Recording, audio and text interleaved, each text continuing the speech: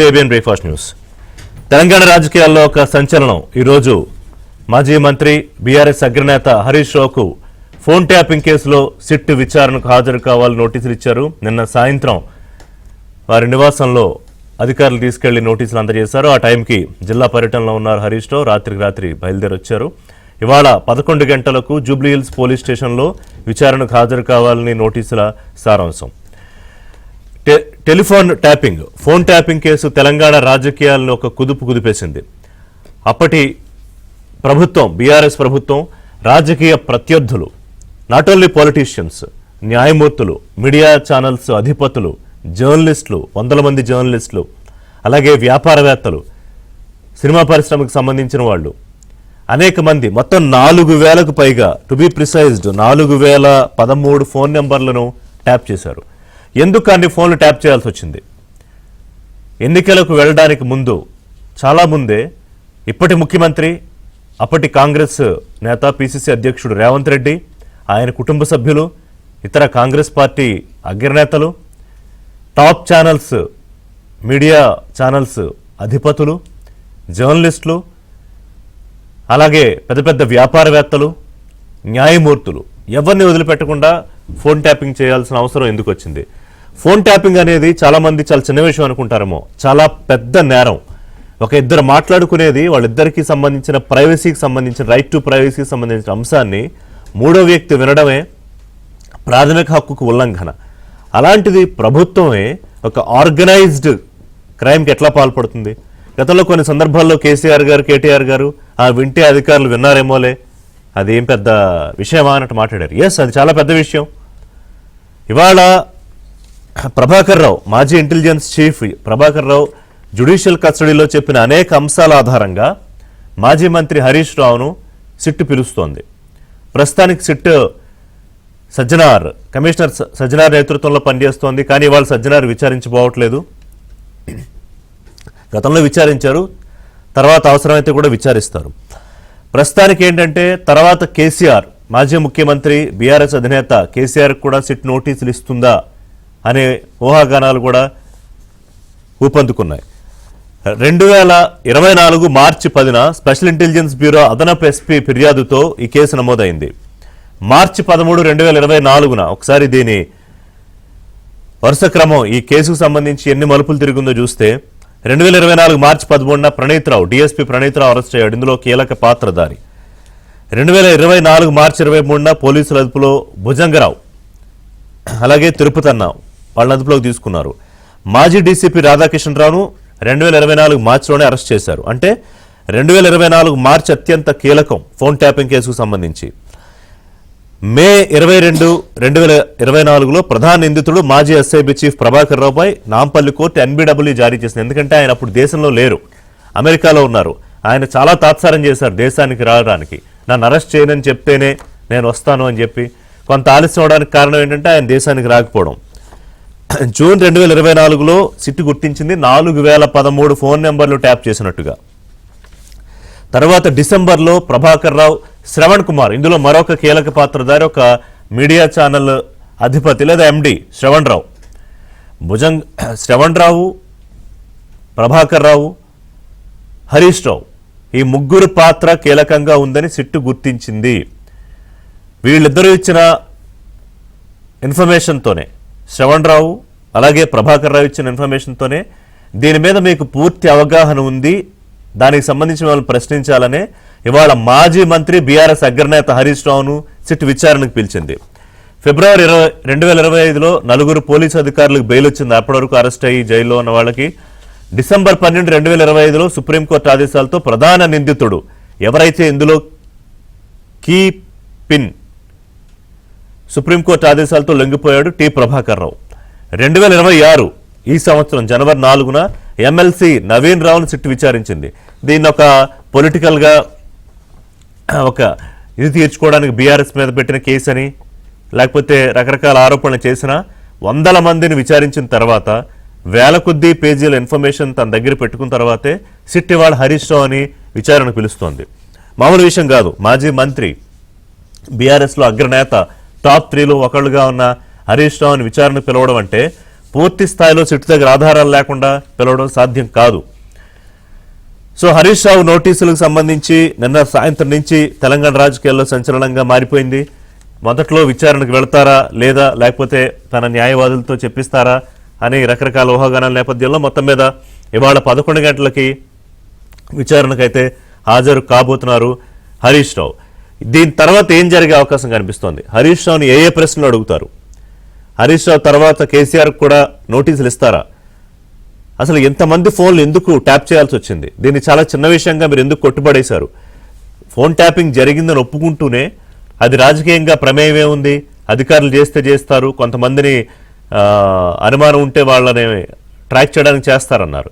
కానీ చాలా స్పష్టంగా అధికారులు అందరూ కూడా పైనుంచి వచ్చిన ఆదేశాలతోనే ఫోన్ ట్యాపింగ్ జరిగింది అని సిట్టు ముందు చెప్పినట్టుగా తెలుస్తోంది.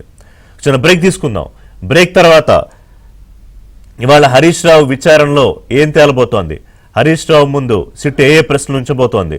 హరీష్ రావుని ఎంతసేపు విచారణ చేస్తారు? ఏ ప్రశ్నలు ఎప్పటివరకు వచ్చిన ఇన్ఫర్మేషన్ ఆధారంగా ఎవరెవరు ఏం చెప్పారు? ఒక ఛానల్ అధిపతి శ్రవణ్ రావు, ఇందులో కీలక పాత్రగా ఉన్న శ్రవణ్ రావు ఏం చెప్పాడు? ప్రభాకర్ రావు ఏం చెప్పాడు?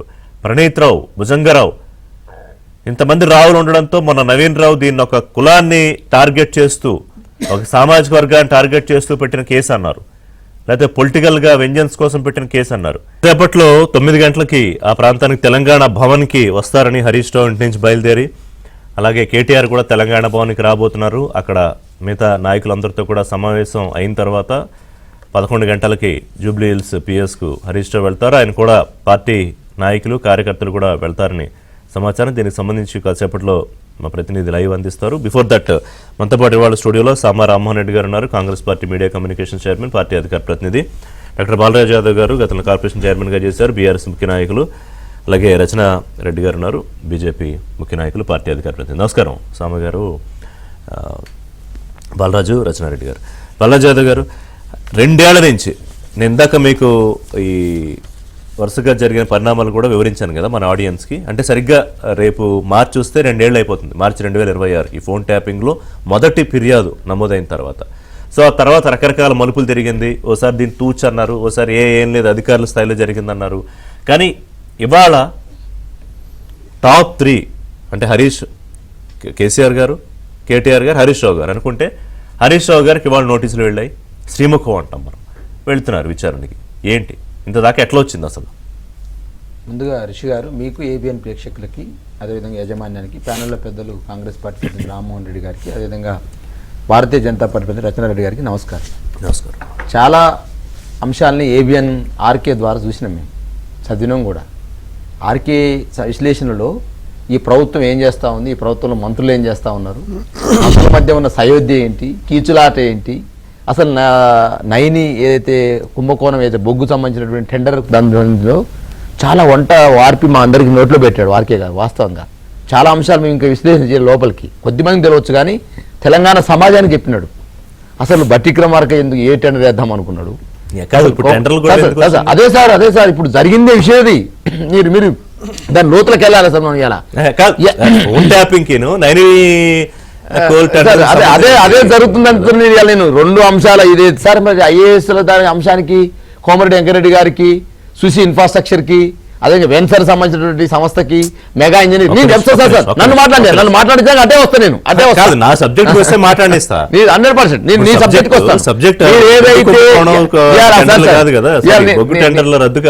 సార్ నేనే సార్ నేను మాట్లాడతలే సార్. ఒక ప్రముఖ పత్రికలో ఆర్కే గారు విశ్లేషణ మన ఏబిఎం ద్వారా మాట్లాడుతున్నాను.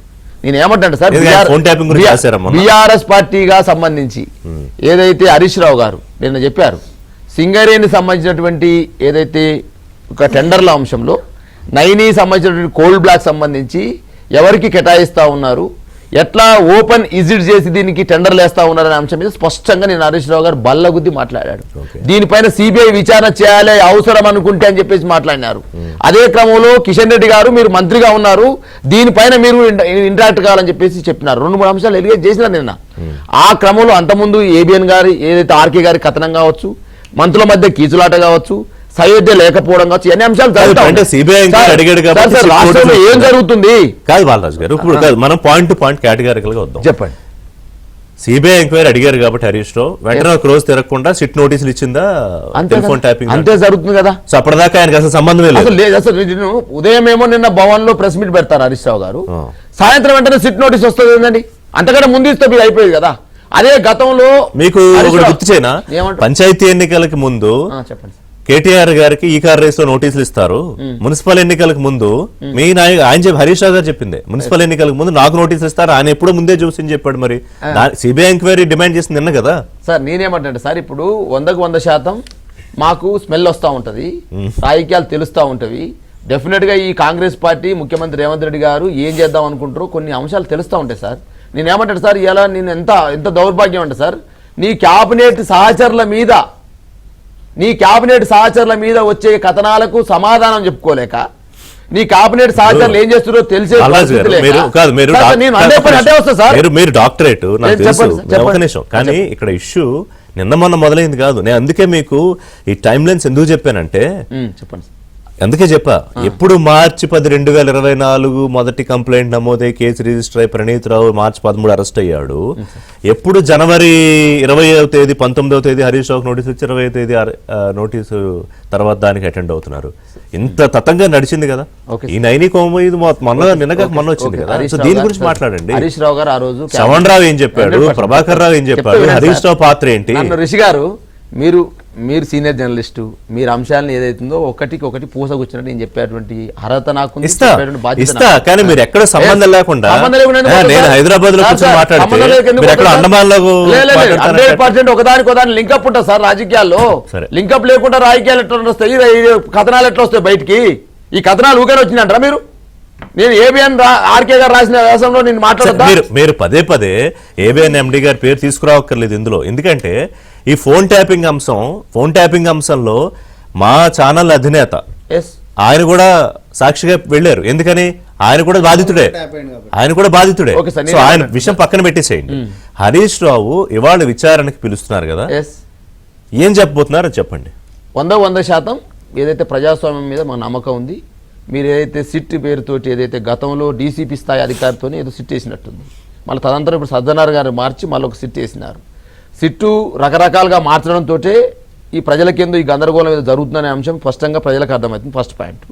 2, ఏదైతే ఈ మధ్యకాలంలో జరిగినటువంటి క్యాబినెట్ మంత్రుల మధ్య అసంతృప్తితో ఏదైతే నేను హరీష్ రావు గారు తెలంగాణ భవన్లో ప్రెస్ మీట్ పెట్టడంతో ఇవాళ హరీష్ రావు గారిని టార్గెట్ చేయడం కోసమే సిట్ నోటీస్ ఇచ్చిందనేది బీఆర్ఎస్ పార్టీ రెండవ ఆరోపణ. 3ది మున్సిపల్ ఎలక్షన్స్ వచ్చినాయి కాబట్టి కొంత బీఆర్ఎస్ పార్టీ గతంలో సర్పంచ్ ఎలక్షన్స్లో మంచి పర్ఫార్మెన్స్ చేసింది కాబట్టి రేపు మున్సిపల్ సభ అటువంటి రిజల్ట్ బీఆర్ఎస్ పార్టీకి వస్తే మా ఆటలు సాగమని చెప్పి ఆలోచనతో హరీష్ రావు గారిని కొంత బ్లాక్ మెయిల్ రాజకీయాల్లో భాగంగా, ఇబ్బంది పెట్టే రాజకీయాల్లో భాగంగా 4 అంశాలు సార్. బెదిరిస్తే భయపడిపోతుంది హరీష్ రావు గారు. ఏమన్నా చెప్పండి, ఫోన్ ట్యాపింగ్ జరిగిందా లేదా?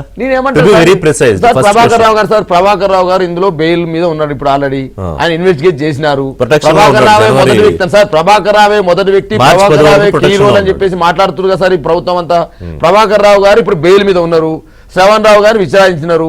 గతంలో అనేక రకాల ఆరోపణలు చేసే సందర్భంలో ప్రభాకర్ గారు చెప్పినారు, నేను ఇవాళ 100% చెప్తున్నా, మా పై అధికారి చెప్పిన ప్రకారం చేసినని చెప్పినారు. పై అధికారి అంటే ఎవరు సార్? ఈ రోజు టీఎస్పీఎస్సీ చైర్మన్ గా గతంలో పనిచేసిన మహేందర్ రెడ్డి గారు ఆ రోజు డీజీపీగా ఉన్నారు. మరి మహేందర్ రెడ్డి గారు పిలవండి, దమ్ముడు ధైర్యం ఉంటే. మీ ప్రభుత్వంలో ఉన్నారు కదా, మీరే పదవి ఇచ్చారు కదా టీఎస్పీ చైర్మన్ గా, టీజీపీఎస్ చైర్మన్ గా. మహేందర్ రెడ్డి గారు డీజీపీ ఉన్నారు కదా. ప్రభాకర్ రావు చెప్పిన మాట ఏంటి ఆ రోజు? మా పై అధికారి చేసినా దాని ప్రకారం చేయండి అన్నారు. ఈ రోజు నేను అడుగుతున్నా, మీ ఏబిఎన్ ద్వారా రిషి గారు, ఇవాళ ఈ ముఖ్యమంత్రి ఫోన్ ట్యాపింగ్ చేయకుండా ప్రభుత్వం నడుపుతా ఉన్నారా? మీ మంత్రుల మధ్య ఏం జరుగుతుందో తెలియకుండా రేవంత్ రెడ్డి నడుపుతా ఉన్నారా? కోమరెడ్డి గారి మీద జరిగినటువంటి దుష్ప్రచారం ఏంది?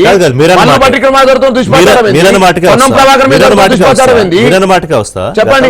గతంలో కేసీఆర్ గారు ఫోన్ ట్యాపింగ్ చేసే ప్రభుత్వం నడిపించారు సార్. ప్రభుత్వాలు కొన్ని సందర్భానుసారం ఇంటెలిజెన్స్ ఉంటుంది. ఆ ఇంటెలిజెన్స్ అనేది సమాచారం అందిస్తుంది ముఖ్యమంత్రి గారికి. ఎవ్రీ ఈవినింగ్ అర్ధరాత్రి ఇంటెలిజెన్స్ వాళ్ళు డెఫినెట్ గా తీసుకొస్తారు. ఏం జరుగుతుంది ఫోన్ ట్యాపింగ్ కాదు సార్, రాష్ట్రంలో జరుగుతున్నటువంటి అల్లర్ల మీద సమాచారం ఇస్తుంది కదా. కావలసుకొని ఇవాళ హరీష్ రావు గారిని గతంలో చేయలేదా సార్? ఇవాళ మేము రుణమాఫీ జరగలేదని చెప్పేసి మా హరీష్ రావు గారు అడిగితే సిద్దిపేట క్యాంపు కార్యాలయంలో రేవంత్ రెడ్డి గారు ఫోటోలు అని చెప్పి అధికారం అడగాలి. కాంగ్రెస్ పార్టీ కార్యకర్తపై మా హరీష్ రావు గారిని హత్యాచారం చేసే ప్రయత్నం చేసి ఫోటోలు కూడా మీకు క్యాంప్ కార్యాలయం మీద దాడి జరిగింది చూలేదా? వరద బాధితులను పరామర్శించడం కోసం ఖమ్మం జిల్లాకు హరీష్ రావు గారు పోతే ఇదే కాంగ్రెస్ పార్టీ కార్యకర్తలు మా హరీష్ రావు కారు మీద రాలేదా సార్? రాలేదు సార్, కావలసుకొని హరీష్ రావు గారు లెజెండ్ లీడర్ని, ఒక ఉద్యమ నేతను కావలసుకొని మానసిక ఇబ్బంది చేస్తున్న ప్రయత్నమే కదా. ఎన్నో చేస్తారు క్యాడర్ అసోసియేషన్. మీరు ఫిక్స్ అయ్యి వచ్చారు ఏమని? ఫోన్ ట్యాపింగ్ తప్ప మిగతా అన్ని ఫోన్ ట్యాపింగ్ ఫోన్ ట్యాపింగ్ తప్ప మిగతా అన్ని మాట్లాడారు. నాకు ఒక పాయింట్ లో మీరు ఇప్పుడు దొరికేశారు. ఎట్లా అంటే ఇప్పుడు రేవంత్ రెడ్డి గారు ఫోన్ ట్యాపింగ్ చేయకుండానే ప్రభుత్వాన్ని నడిపిస్తున్నారా అన్నారు. అంటే కేసీఆర్ గారు ఫోన్ ట్యాపింగ్ చేసి ప్రభుత్వాన్ని నడిపించారా? ఫోన్ ట్యాపింగ్ కేసీఆర్ చేయరు. ప్రభుత్వాలు సంబంధించిన అధికారులు రాష్ట్రంలో ఏం జరుగుతుంది, ఏ అంశాలు వస్తున్నాయనే అంశాన్ని స్పష్టంగా అధికారులు రేవంత్ రెడ్డికి వివరిస్తలేరా? రేవంత్ రెడ్డికి అధికారులు చెప్పకుండా నడుపుతున్నారా? మంత్రుల మధ్య సహాయతను సృష్టిస్తలేరా రేవంత్ రెడ్డి గారు? 2 ఏళ్ల నుంచి ఫోన్ ట్యాపింగ్ వ్యవహారం కేసు నడుస్తుంది కదా రచన రెడ్డి గారు. బండి సంజయ్ గారు దీని మీద రెస్పాండ్ అయ్యారు. ఆయన కూడా బాధితుడే కదా బండి సంజయ్ గారు. ఆయన నా ఫోన్ ట్యాప్ చేశారని చెప్పాడు. కిషన్ రెడ్డి గారు దీని మీద రెస్పాండ్ అయ్యారు. బీజేపీ నాయకుల ఫోన్లు కూడా చాలా మటుకు ట్యాప్ అయ్యాయి. సో ఇవాళ హరీష్ రావు గారు వంతు వచ్చింది విచారణకి. ఫోన్ ట్యాపింగ్ విషయంలో అధికారులు కేవలం వాళ్లే పాత్రదారులు సూత్రధారి ఇదంతా చేశారా? పొలిటికల్ ఇన్వాల్వ్మెంట్ లేదా? అసలు ఒక టైంలో అయితే ఫోన్ ట్యాపింగ్ చేస్తారని కేసీఆర్ గారే ఒక ఛానల్ ఇంటర్వ్యూలో, లైవ్ ఇంటర్వ్యూలో అన్నారు. చేస్తే తప్పేంటని. ఈవెన్ కేటీఆర్ గారు కూడా అన్నారు. సో ఏంటి ఈ పరిణామం తర్వాత ఎలా ఉండబోతోంది? అసలు విచారణ ఎలా ఉండబోతోంది? అందరికి నమస్కారం అండి. ఏబిఎన్ ప్రేక్షకులకు, అందరికి ప్యానెల్లో ఉన్న వారందరికి. ఇక్కడ ఫోన్ ట్యాపింగ్ లో అంటే 2 ఏళ్ల నుంచి జరుగుతున్న ఈ సిట్ ఎంక్వైరీలో ఈ రోజు హరీష్ రావు గారిని జస్ట్ 160 స్టేట్మెంట్ 160 కింద 161 స్టేట్మెంట్స్ ఇవ్వడానికే పిలవడం జరిగింది. Okay, it is a very very normal and inclusive part of any investigation. ఇప్పుడు నేను సిట్ ఎంతవరకు చేస్తుంది, ఇది కావాలని అప్పుడప్పుడే ఇట్లా లేచి పని చేస్తుందా, లేకపోతే చాలా ఆపర్చ్యూన్ మూవ్మెంట్స్ అంటారు. ఇప్పుడు మన పంచాయతీ ఎలక్షన్స్ కన్నా ముందు కేటీఆర్ గారు, ఇప్పుడు హరీష్ రావు గారు ఆ ఆపర్చ్యూన్ మూమెంట్స్ లోనే ఇలా లేచి ఇట్లా మెరుపు తీగలాగా కనిపిస్తుందా అనేదంటే that is a political precision and that's a political talk. కానీ ఇక్కడ 161 స్టేట్మెంట్స్ తీసుకుంటున్నంటే that's a very normal part of investigation. ఇక్కడ హరీష్ రావు గారు ఇక్కడ 161 స్టేట్మెంట్స్ అంటే ఓన్లీ దాంట్లో సో కాల్డ్ అక్యూజ్డే కాదు, ఎనీబడి అంటే any citizen or anybody having any interest అంటే హ్యావింగ్ ఎనీ ఇంట్రెస్ట్ లేకపోతే ఒక లైక్లీహుడ్ తెలిసే ఆలోచన ఉన్నదంటే వాళ్ళందరినీ 161 స్టేట్మెంట్స్ తీసుకుంటారు. సో దీంట్లో అక్యూజ్డ్ లేకపోతే ఎఫ్ఐఆర్ లో ఉన్న వాళ్ళే కాదు, ఎవరు దాని గురించి ఏమన్నా జ్ఞానము తెలిసి ఉండి లేకపోతే ఒక అవగాహన ఉండే ఛాన్స్ ఉంటే వాళ్ళ స్టేట్మెంట్స్ తీసుకుంటారు. దీంట్లో ఎగ్జాక్ట్లీ మీరు చెప్పినట్టే ఇందులో ప్రభాకర్ రావు ఇచ్చిన ఇన్ఫర్మేషన్ కానివ్వండి, శ్రవణ్ రావు ఇచ్చిన ఇన్ఫర్మేషన్ కూడా ఇందులో కీలకంగా హరీష్ రావుకి లింక్ అయి ఉంది అని. సో హరీష్ రావుకి దీని మీద పూర్తి స్థాయిలో అవగాహన ఉంది, ఫోన్ ట్యాపింగ్ విషయంలో ఏమేం జరిగింది అనే దాని మీదే వాళ్ళు విచారణకు పిలుస్తున్నారు అనేది కదా ప్రధానమైన అంశం. అంతే సార్. ఇప్పుడు వాళ్ళు అవగాహన ఉంది అని చెప్పేసి అన్నారు. సో ఇప్పుడు సిట్ దాన్ని అంటే లైక్ ఇప్పుడు సడన్ గా లేచి 2 years కి సిట్ హరీష్ రావు గారిని దాని గురించి ఇన్వెస్టిగేషన్ ఎంక్వైరీ చేస్తుంది. హరీష్ రావు గారు దాంట్లో ఏం చెప్తారు, లేకపోతే దాంట్లో ఏమైనా చెప్తారా, how far is going to contribute అంటే హౌ ఫార్ ఆయన ఎంక్వైరీ ఇన్వెస్టిగేషన్ తోని సహకరిస్తారు, స్టేట్మెంట్ ఇస్తారా అనేది వాళ్ళు చూడాలి. కానీ అది అలా చెప్తూ అంటే లైక్ లీగల్ కోణం నుంచి అయితే అదంతే. ఇక్కడ అక్యూజ్డ్ అనో లేకపోతే ఇంకేదో పెద్ద ఇన్ఫర్మేషన్ ఎవిడెన్స్ వచ్చింది దాన్నే కాన్ఫరెంట్ చేయడానికి హరీష్ రావు గారిని పిలిచిండ్రు అన్నట్టయితే కాదు. It is part of the normal routine investigation that started in 2024. అంటే ఇందులో కాదు, ఇందులో మీకేం తెలుసు అని చెప్పే అవకాశం, అడిగే అవకాశం ఉంటుందా, లేకపోతే ఇదిగో నా దగ్గర ఈ సమాచారం ఉంది మా దగ్గర దీని మీద మీరు ఏం చెప్తారు అని ఎగ్జామినేషన్ చేసే అవకాశం ఉంటుందా? రెండు ఉంటాయి సార్. కాన్ఫ్రంటేషన్ ఉంటది, ప్లస్ మీకు ఏం తెలుసు అనేది ఉంటది. అంటే స్టార్ట్ చేసేది ఇటువంటి ఇన్వెస్టిగేషన్స్ ఇంట్రోగేషన్స్ ఎట్లా స్టార్ట్ చేస్తారంటే కాన్ఫ్రంటేషన్ తో స్టార్ట్ చేస్తారు. ఇప్పుడు అక్యూజ్డ్ ఎఫ్ఐఆర్ లోనైనా లేకపోతే నిందితులను కాన్ఫ్రంట్ చేసే రకం ఒకలాగుంటది. ఒక ఇంట్రెస్టెడ్ పార్టీ లేకపోతే ఒక అవగాహన ఉండవచ్చు అనే పార్టీ కాన్ఫ్రంటేషన్ వేరేలాగుంటది.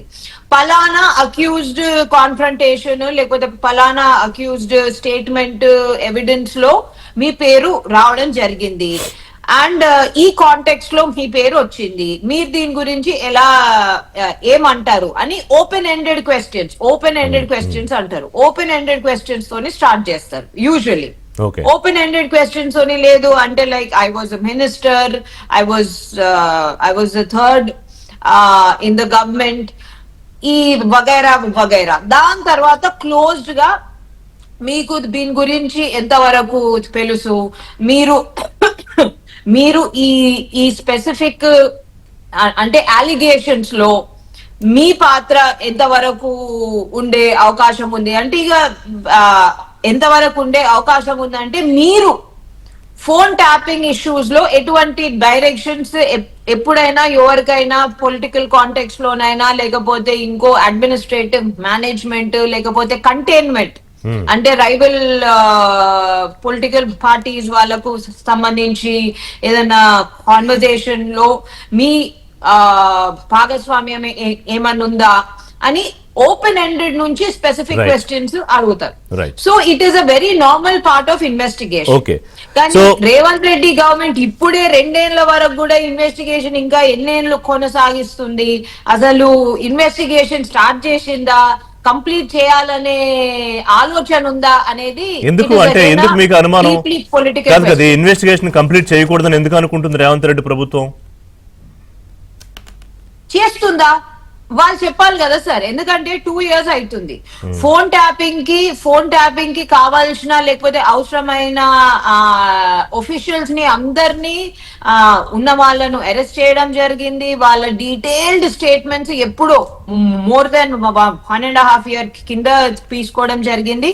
అండ్ కొంతమంది భారతదేశంలోనే లేరు. అదే మధ్యలో ప్రభాకర్ లేకపోవడం వల్ల కదా ఆలస్యమైంది చాలా మట్టుకు. ప్లస్ కానీ సిట్ ఇంతవరకు ఇంకా 161 స్టేట్మెంట్స్ స్టేజ్ లోనే ఉందంటే ఇంకా ఇంకెన్నేళ్ళు ఇన్వెస్టిగేషన్? దీని మీద ప్రభుత్వం తరపు నుంచి ఏంటి ఆ ప్రతినిధి ఏం చెప్తారో చూద్దాం. ఒక బ్రేక్ తర్వాత కాంగ్రెస్ పార్టీ వర్షన్ చూద్దాం. Take short break. ప్రస్తుతానికి అయితే తెలంగాణ భవన్ లో అందరూ భేటీ అవుతున్నట్టు తెలుస్తుంది. అందుబాటులో ఉన్న ఎమ్మెల్యేలు మిగతా నాయకులు అక్కడికి చేరుకుంటూ ఉన్నారు. రాజకీయాల్లో ఒక సంచలన మూవ్. హరీష్ రావుకు సిట్ నోటీసులు, కాసేపట్లో హాజరు కాబోతున్నారు హరీష్ రావు. ఇది ఇవాళ నిన్న మొన్న మొదలైంది కాదు, 2 ఏళ్లుగా ఫోన్ ట్యాపింగ్ కేసు నడుస్తోంది. బీఆర్ఎస్ అధికారంలో ఉన్నప్పుడు ఒకళ్ళు ఇద్దరు కాదు అనేక మంది ఫోన్లు, నేను ఇందాక మీకు చెప్పినట్టుగా 4,000కు పైగా నెంబర్లు ఫోన్ ట్యాపింగ్ ఎందుకు చేయాల్సి వచ్చిందనే ఆధారాలు దాదాపుగా సిట్ సేకరించి మొట్టమొదటి పొలిటికల్ బిగ్ హెడ్ ఇవాళ హరీష్ రావు అని పిలుస్తోంది సోమగారు. సో దీని వెనకాల ఏమీ లేదని, ఇదంతా ఒక పొలిటికల్గా కక్షపూరిత చర్య అని లేకపోతే ఒక సామాజిక వర్గాన్ని టార్గెట్ చేయడానికి చేశారని రకరకాల ఆరోపణలు చేస్తున్న నేపథ్యంలో వాళ్ళు హరీష్ రావు విచారణకు హాజరవుతున్నారు. ఏం జరుగుతుంది? రిషి గారు, ముందుగా మీకు ప్యానల్ ఉన్న పెద్దలకి అండ్ ఏబిఎన్ ప్రేక్షకులందరూ కూడా గుడ్ మార్నింగ్. ఇప్పటిదాకా మనము బీఆర్ఎస్ వర్షన్ చూసినాం. మరి ఈరోజు వారి యొక్క స్టాండ్ ఏంది, హరీష్ రావు గారు పోతుండ్రా లేదా, గతంలో ఎందుకు జరిగింది, కేసులో ఎందుకు పోవాల్సి వచ్చింది అని అంటే మీరు ఏ ప్రశ్న వేసినా వాళ్ళు రాసుకొచ్చిన జవాబు మాత్రమే చదవడానికే సిద్ధమయ్యారు కాబట్టి చదివారు. సో మీరు ఎన్ని అడిగినా వాళ్ళు అదే దానికి ఉంటారు. ఇదేదో కక్షపూర్తం. ఈ రోజు అంటే నిన్న వాళ్ళు చెప్పేటటువంటి జవాబు ఏంటంటే, నిన్న ప్రెస్ మీట్ పెట్టినందుకంటే మేము 2 ఏళ్ల ముంగట పోయి కేసు పెట్టినామంట. కాలాన్ని వెనకకి తిప్పినాం మేము. కాలాన్ని వెనకకి తిప్పి ప్రపంచంలో వెనక్కి పోయి ఈ రోజు ప్రెస్ మీట్ పెడతారు కాబట్టి 2 ఏళ్ల ముందంట ఒక కేసు అయిందంట. దాని మీద ఈ రోజు హరీష్ రావు గారిని మేము పిలిచినామంట.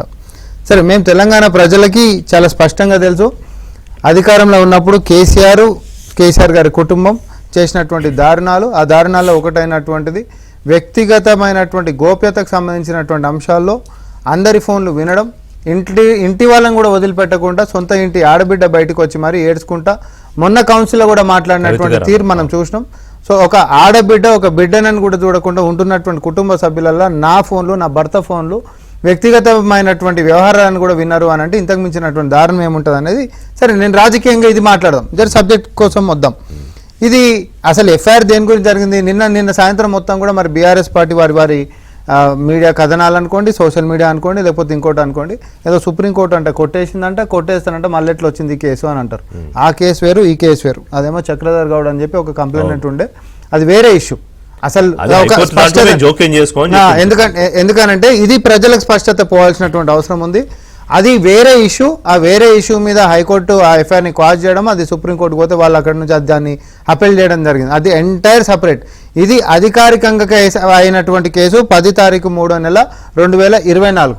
ఇది అసలు దేని మీద కేసు అయింది అని అంటే, అధికారం ఎన్నికలు జరిగిన తర్వాత రిజల్ట్స్ వచ్చిన రోజు ప్రగతి భవన్ పక్కనే ఉండేటటువంటి ఎస్ఐబి ఆఫీస్ ఏదైతే ఉంటుందో ఆడ సిస్టమ్లు, హార్డ్ డిస్కులు మొత్తం అన్నింటినీ కూడా ఇరగొట్టి, చింపేసి, కత్తిరించి, కుప్ప కట్టి మూసిలో పడేసిరు.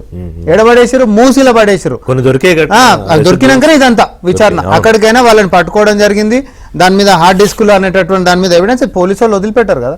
మనుషుల్ని చంపి చెరువుల కాలువలలో పడేసినా కూడా ముక్కలు దొరికినా ఎవరు చేసిరు అనేటటువంటి తీసుకొని వస్తారు కదా ఈ రోజు ఉంటున్నటువంటి అడ్వాన్స్ టెక్నాలజీ తోటి.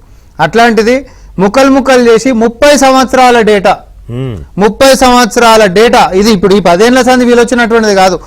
నక్సలైట్లకి సంబంధించి, నేషనల్ సెక్యూరిటీకి సంబంధించి, ఇంకో దానికి సంబంధించి ఒక పత్రికల్ని చూసాను నేను. 30 సంవత్సరాల డేటా ఒక ఏదైతే రాష్ట్రం యొక్క సంరక్షణ గురించి వాడాల్సినటువంటి ఒక విధానాన్ని, వ్యవస్థని ఇలా అధికార దుర్వినియోగం చేసి, ఆ దుర్వినియోగానికి అవి కూడా అన్ని కలిసి ఉంటాయి కాబట్టి డిలీట్ చేస్తే రిట్రీవ్ చేస్తారు కాబట్టి డిలీట్ చేయకుండా మొత్తం విధ్వంసం చేసి పడేసి, ఇరగొట్టి, టోటల్ దాన్ని డెస్ట్రాయ్ చేసి పడేసి, ఇరగొట్టి కుప్పగట్టి మూసిలో పడేసారు సార్. దాన్ని తీసుకొని వచ్చి అసలు హార్డ్ డిస్కులు ఏంది, దాని కథ ఏంటిది, ఇది ఆ హార్డ్ డిస్కులు అనేటటువంటి కూడా ఎవరు కమ్మిరు ఏంది అనేటటువంటిది పోలీసు వాళ్ళు విచారణ మొదలు పెడితే తెలుస్తుంది కదా. అసలు ఇది ఎవరికి చేసిరు, ఆడిపోయింది అంటే రేపు పొద్దున అవేమో హార్డ్ డిస్కులు మాకేం సంబంధం అనేటోళ్ళు కూడా ఉంటారు కదా. సో తీసుకొని వచ్చి విచారణ అనేటటువంటి ముందుకు సాగుతున్నటువంటి తరుణంలో ఆ రోజే మార్చి 10th రోజు జరిగినటువంటి ఎఫ్ఐఆర్, ఈ ఎఫ్ఐఆర్లో మాజీ ఇంటెలిజెన్స్ చీఫ్ అయినటువంటి ప్రభాకర్ రావు గారు ఏపీ తిరుపతి సాకుతోటి ఆయన బయటికి పోతే అక్కడి నుంచి చెన్నై నుంచి బయట దేశాలకు పారిపోయిండు. ఇప్పుడు రచన గారికి కూడా జవాబు మేము చెప్పాలి. ముఖ్యమంత్రి రేవంత్ రెడ్డి గారి సీటుని ఎన్ని రోజులు ముందుకు తీసుకొని పోతారో, ఎన్ని సంవత్సరాలు ఇది ముందుకు వస్తుంది, అసలు ఇది చేస్తారా చేయరా, మీకు కలబడ్డప్పుడు మాత్రమే చేస్తారని. రచన గారు కూడా వకీల్ కాబట్టి ఇదే వేదిక మీదకే మన స్పష్టత ప్రజలకు ఇవ్వాల్సినటువంటి అవసరం ఉంటుంది కాబట్టి చెప్తా ఉన్నా. బయట దేశాలకు పోయినరు అన్నప్పుడు రాష్ట్ర ప్రభుత్వం యొక్క పరిధిలో ఉండదు, అది కేంద్ర ప్రభుత్వం పరిధిలోకి పోతుంది. ఆ కేంద్ర ప్రభుత్వం పరిధిలోకి పోయినప్పుడు బయట ఉంటున్నటువంటి వ్యక్తులను తీసుకొని రావాలంటే ఉత్తముచ్చట కాదు. అది రెడ్ కార్నర్ నోటీస్ ఇవ్వడం, ఇక్కడ నాన్ బెయిలబుల్ వారెంట్ తెచ్చుకోవడం, రెడ్ కార్నర్ నోటీస్ ఇవ్వడం, పాస్పోర్ట్ ఇంపౌండ్ చేసుకోవడము, ఇవన్నీ ప్రొక్లమేషన్ చేసుకోవడము, అంటే ప్రకటించబడ్డటువంటి నేరస్తుడు లెక్క చేసుకోవడం. ఎందుకంటే 1 సంవత్సరం కంటే పైచిలకు కాలయాపన కేంద్రంలో జరిగింది. ఇది ఏడనో కాదు, మేము అందుకని అన్నాం అప్పుడు కూడా, బీజేపీ ఎందుకు బీఆర్ఎస్ పార్టీని కాపాడుతుంది, ఎందుకంటే ఎవరి శాఖనో కూడా కాదు, బండి సంజయ్ గారి కింద ఉండేటటువంటి శాఖ, దాంట్లో సిబిఐ ఉంటుంది, ఆ సిబిఐ కిందనే రెడ్ కార్నర్ నోటీస్ వస్తుంది. ఎందుకు ఏడాది మీద ఈ రోజు మీరు కాలయాపన చేస్తారు, జల్దీ తీసుకొస్తే జల్దీ విచారణ మొదలు పెడితే మీతో కూడా అరెస్ట్ చేశారు కదా. ఎందుకంటే ఆల్రెడీ దాంట్లో ఉంటున్నటువంటి A1 నుంచి మొదలు పెట్టుకుంటే ప్రభాకర్ రావు దగ్గర నుంచి A6 శ్రవణ్ రావు ఐన్యూస్కి సంబంధించినటువంటి ఆయన యాజమాన్యం ఎవరైతే ఉన్నారో అక్కడ దాకా కూడా మిగతా వాళ్ళు ఎవరైతే ఇక్కడ రాష్ట్రంలో వాళ్ళందరూ మేము అరెస్ట్ చేసినాం. అందుబాటులో ఉంటున్నటువంటి వ్యక్తులను మొత్తం కూడా వేగవంతంగా విచారణ చేస్తూ మేము తీసుకొని వచ్చినాం. సరే, దాంట్లో ఒక్కొక్కరు అఫిడవిట్లలో పెద్ద ఆయన పేరు ఎట్లా వచ్చింది, పెద్ద ఆయన అని ఎవరిని అన్నారు, తర్వాత ఎవరు శ్రవణ్ రావుని ప్రభాకర్ రావుకి పరిచయం చేశారు అనేటటువంటి అన్ని అంశాలు కూడా భవిష్యత్తులో మనందరం కూడా చూడబోతాం. ఎందుకంటే వకీలం కాబట్టి వీ కెన్ సీ ఇట్, ఎట్లా విచారణ ముందుకు పోతుంది, రేపు పొద్దున ఈ యొక్క కేసుని మనం ముందుకు ఎట్లా తీసుకొని పోవాలి అనేటటువంటిది ఒక క్లయింట్ గురించి మనం ఆలోచన చేస్తే ఎట్లయితే పోతుందో ప్రజలకు కూడా చెప్పాల్సినటువంటి అవసరం ఉంటుంది. ఈ ప్రభుత్వం కూడా ప్రభాకర్ రావు గారు సహకరించకపోతే కూడా సుప్రీంకోర్టు దాకా మనం కొట్లాడుకొని ఈ రోజు ఆయన విచారణకు తీసుకొని వచ్చి ఈ రోజు కేసు ముందుకి అడుగులు సాగుతా ఉంది. సో రెడ్ కార్నర్ నోటీస్ అయినా, లేకపోతే ప్రొక్లమేషన్ అయినా, పాస్పోర్ట్ ఇంపౌండింగ్ అయినా, ఇవన్నీ కాలయాపన జరిగింది కేంద్రం పరిధిలో ఉండి మాత్రమే తప్ప రాష్ట్రం పరిధిలోది కాదు. రచన గారికే కాదు, తెలంగాణ ప్రజలకు కూడా స్పష్టత. ఇదేదో ఏమంటారు హరీష్ రావు గారు ఏదో మాట్లాడంగానే మేమేదో పిలిపించి నోటీసులు ఇచ్చినాం కానే కాదు. వేగవంతంగా ఈ రోజు ముందుకు సాగుతున్నటువంటి నేపథ్యంలో గతంలో చేసినటువంటి చీకటి నేరం ఏదైతే ఉందో, చీకట్ల అందరి ఏమంటారు పచ్చి చెప్పాలంటే సంసారాలలో పోయి సీక్రెట్ గా చూస్తే ఎట్లయితే ఉంటుందో సేమ్ వ్యక్తిగత గోప్యతను హరించేటటువంటి వీళ్ళు చేసినటువంటి ఒక అకృత్యం ఏదైతే ఉందో అది భవిష్యత్తులో రాబోతుంది. దాంట్లో పెద్ద పాత్ర హరీష్ రావు ఉన్నాడు. ఒక ఆర్గనైజ్డ్ క్రైమ్ ని 100% ఎట్లా చేస్తుంది అనేది కదా ఇది మొత్తం ఫోన్ ట్యాపింగ్ వెనకాల ఉన్న వ్యవహారం. సార్ ఇప్పుడు బీఆర్ఎస్ ఒక మాట ఏమంటారు చేస్తున్న సామ గారు, Praneeth Rao the very first arrest Correct. ఆయన అప్పుడే చెప్పాడు ఇది పొలిటికల్ ప్రయోజనాల కోసమే జరిగింది, ఎన్ని ఫోన్లు ట్యాప్ చేసాము, ఎన్ని సిస్టమ్స్ వాడాము, ఏమేమి ధ్వంసం చేసాము అన్నీ ఉన్నాయి కదా క్లియర్ గా. ఇప్పుడు బీఆర్ఎస్ ఒక వాదన కూడా అంటా ఉన్నారు. ఏమంటుండ్రు అంటే ఇది అధికారికంగా కూడా ఒక నక్సలైట్లని తీవ్రవాదులని సెక్యూరిటీ రీజన్ తీసుకొని వచ్చిన బాలరాజు గారు కూడా దర్శనం కన్సిడర్ చేసుకుందాం. సెక్యూరిటీ రీజన్ వచ్చినప్పుడు ఏ ప్రభుత్వం అయినా వాడుతుంది కదా. ఏ ప్రభుత్వం అయినా వాడేటటువంటి వెసులుబాటుని దురుపయోగం పరిచి అధికార దుర్వినియోగం చేస్తూ వ్యక్తిగత గోప్యతలను ఎట్లా చూస్తావు? నీకు నియమ నిబంధనలు ఉన్నాయి కదా. ఇప్పుడు నీ కారు ఉందంటే నీ పని నువ్వు చేసుకోనిక మాత్రమే ఉంది, కానీ మంది మీద ఎక్కి తీసుకొని పోనిక ఉండదు కదా, ఉండదు కదా. అట్లా సేమ్ అట్లానే చట్టంలో నీకు సపోజ్ ఒకవేళ రాష్ట్ర సంరక్షణకు సంబంధించి ఇంకా ఏదైనా గూఢమైనటువంటి విషయాలు నక్సలిజంకి సంబంధించో తీవ్రవాదానికి సంబంధించో ఇంకేదైనా అంశాలు గిట్ట ఉన్నాయనుకోండి, ఒక ప్యాటర్న్ ఉంది, ఒక ప్రొసీజర్ ఫాలో కావాల్సినటువంటిది ఉంది. అవన్నీ బ్రేక్ చేసేసేసి జస్ట్ ఏదో చిట్టీలు రాసిస్తే ఆర్కెస్ట్రాలో పాటలు పాడినట్టు ఎవరు పేర్లు రాసిస్తే వాళ్ళందరూ ఫోన్ ట్యాపింగ్లు చేసి పడేసేసి ఇష్టం వచ్చినట్టు ఈ రోజు ముఖ్యమంత్రి అయినటువంటి రేవంత్ రెడ్డి గారి కుటుంబం పట్ల వాళ్ళు వ్యవహరించినటువంటి తీరు మనకు తెలియదా? కుటుంబ విషయంలో ఎవరిని వదిలిపెట్టకుండా కుటుంబ సభ్యులు అందరి ఫోన్లను ట్యాప్ చేసి అసలు ఫోన్ ట్యాపింగ్ దాకానే ఆగిందా, ఇది స్నూపింగ్ దాకా పోయిందా అనేటటువంటి కూడా భవిష్యత్తులో రావాల్సినటువంటిది ఉంది. ఓకే, మాట్లాడదాం. ఇంకా ప్రస్తుతానికి హరీష్ రావు ఇంటి వద్ద, కోకాపేటలో హరీష్ రావు నివాసం వద్ద ఇప్పటికే బీఆర్ఎస్ కార్యకర్తలు నాయకులు చేరుకున్నారు. మరి కాసేపట్లో అక్కడి నుంచి బయటకు వస్తారు. హరీష్ రావు తెలంగాణ భవన్కి బయలుదేరతారు. అక్కడ మా కరెస్పాండెంట్ నిమాన్ సిద్ధంగా ఉన్నారు, అక్కడి నుంచి లైవ్ లో అప్డేట్స్ అందిస్తారు. Niman, over to you.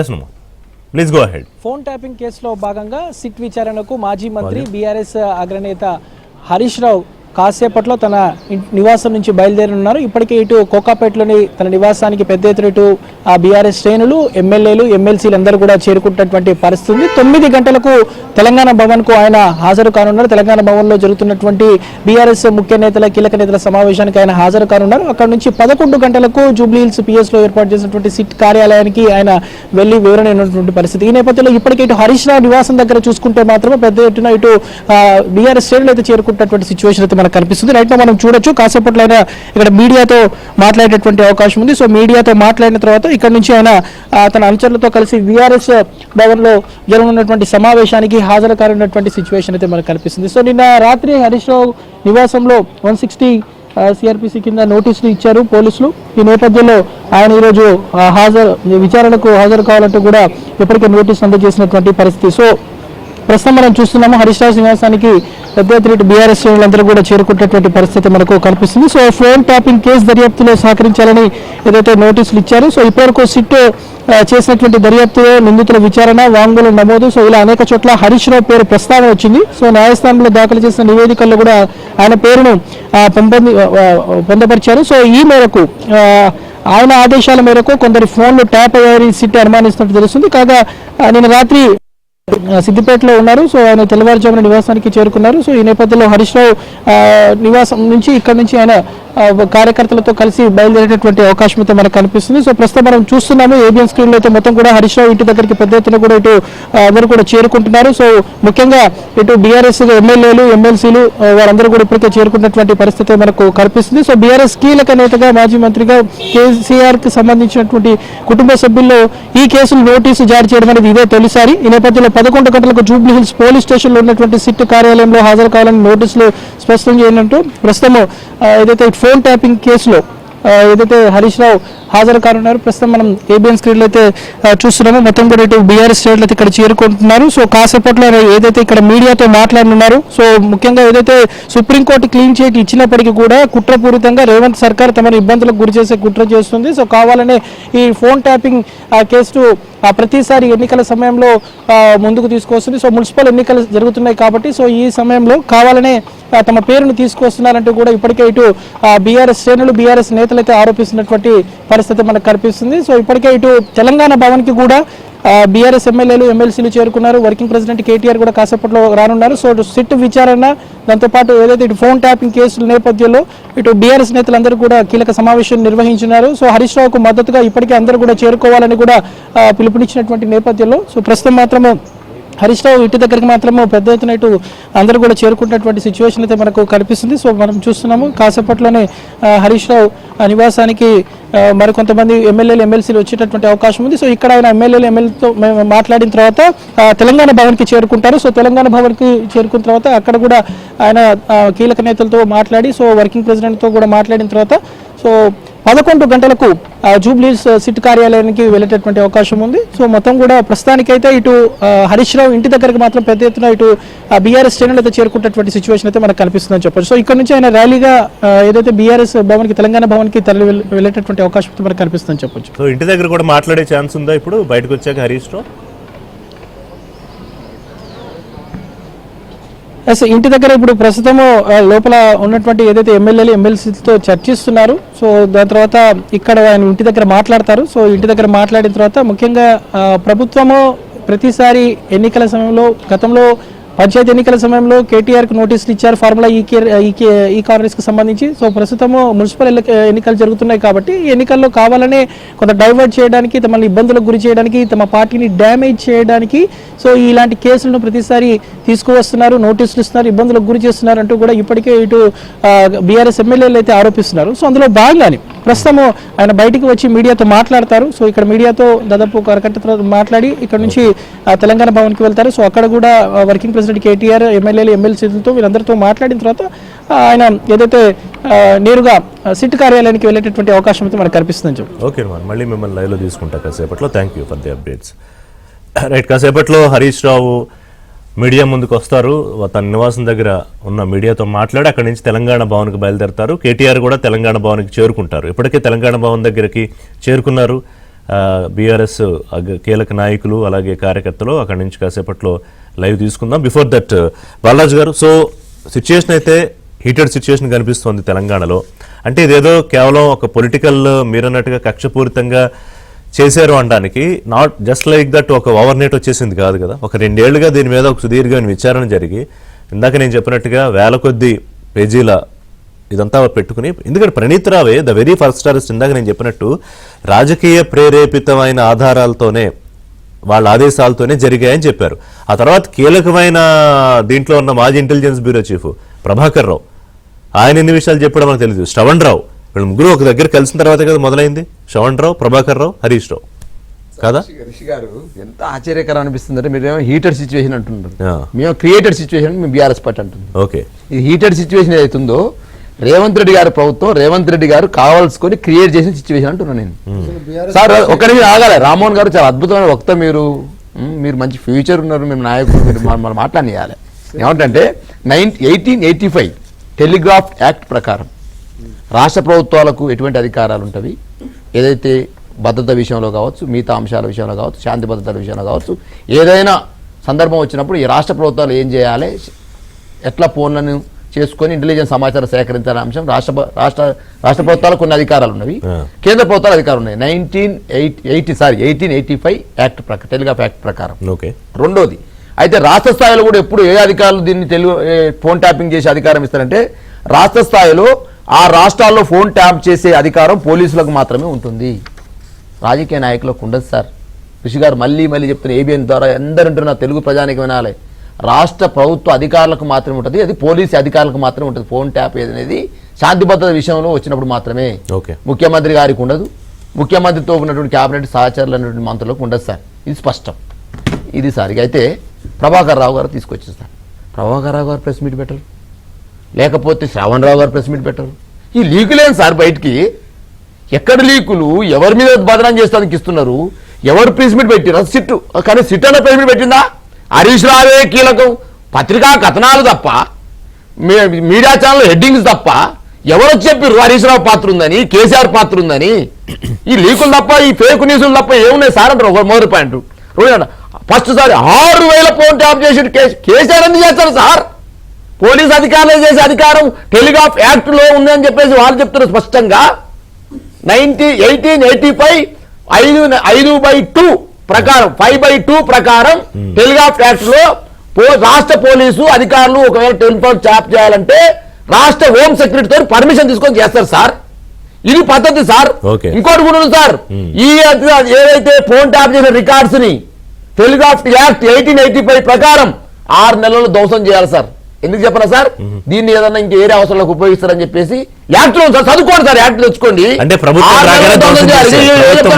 Musi లేచిండు, more లేచిర్రు, KCR పోయేసిండు, ఆడు ఇలా ఉన్నా హరీష్ రావు పోయేసిండా, అధికారం పోయి వేస్తారు యాక్ట్ ప్రకారం.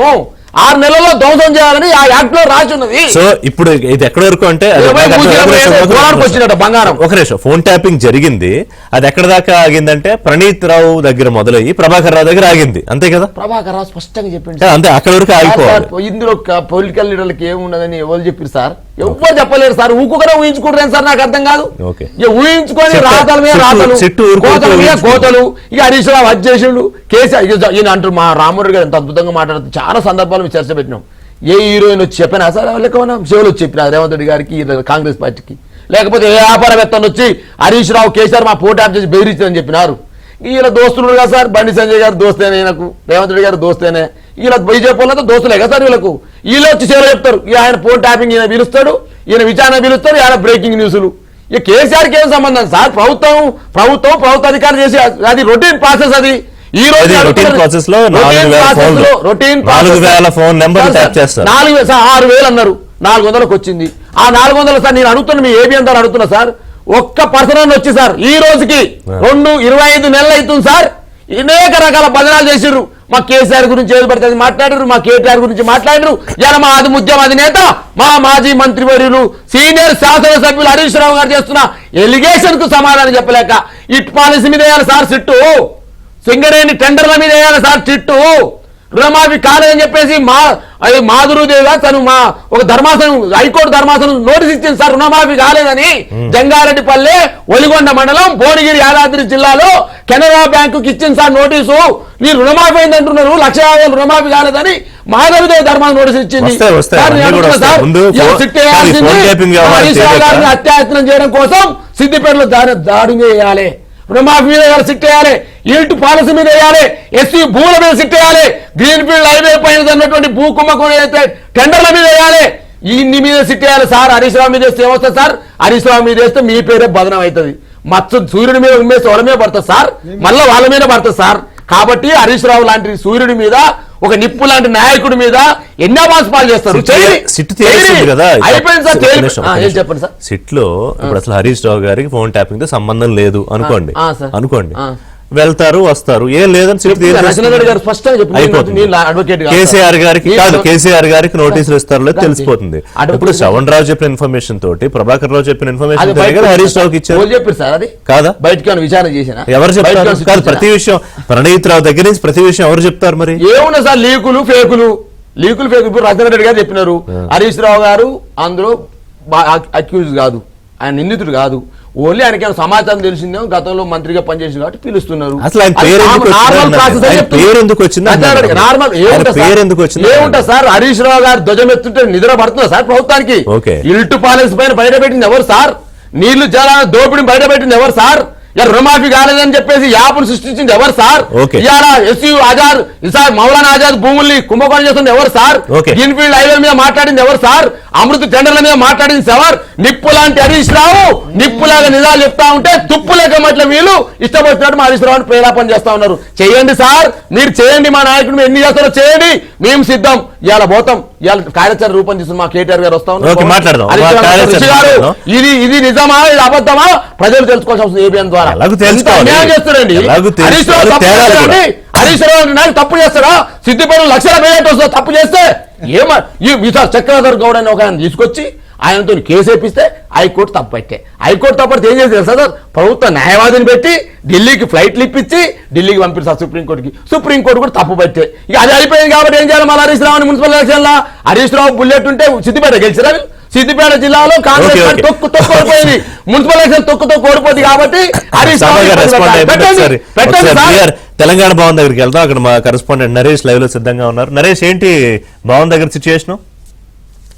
కాసేపట్లోనే ఇక్కడికి కేటీఆర్తో పాటు హరీష్ రావు కూడా చేరుకోబోతున్నారు. అందుకంటే ముందు హరీష్ రావు తన నివాసంలో అడ్వకేట్స్తో సమావేశమైనట్టు తెలుస్తుంది. ఆయన సిట్ విచారణకు 11 గంటల సమయంలో తెలంగాణ భవన్ నుంచి వెళ్ళబోతున్నారు. సో ఈ నేపథ్యంలో విచారణలో ఎలాంటి ప్రశ్నలు ఎదురుకాబోతున్నాయి, వాటికి ఎలా ఆన్సర్ చెప్పాలి, సమాధానం ఎలా చెప్పాలి, ఈ మొత్తం ఎపిసోడ్లో తన పాత్ర గురించి కావచ్చు, ఇవన్నీ అంశాలు కూడా అడ్వకేట్స్తో హరీష్ రావు చర్చిస్తున్నారు. లీగల్ సెల్తో నిజానికి నిన్న రాత్రి ఆయన సిద్దిపేట నుంచి హైదరాబాద్ చేరుకున్నప్పటి నుంచి కూడా పార్టీ నాయకులతో సుదీర్ఘంగా మంత్రాలు జరుపుతారు. ముఖ్యంగా బీఆర్ఎస్ అధినేత కేసీఆర్ కావచ్చు, వర్కింగ్ ప్రెసిడెంట్ కేటీఆర్తో కూడా హరీష్ రావు ఇప్పటికే మాట్లాడినట్టు తెలుస్తుంది. అదేవిధంగా బీఆర్ఎస్ నాయకులు, సీనియర్ నాయకులు కావచ్చు, అడ్వకేట్స్ కావచ్చు, ఇతర నాయకులంతా కూడా హరీష్ రావు నివాసానికి చేరుకున్నారు.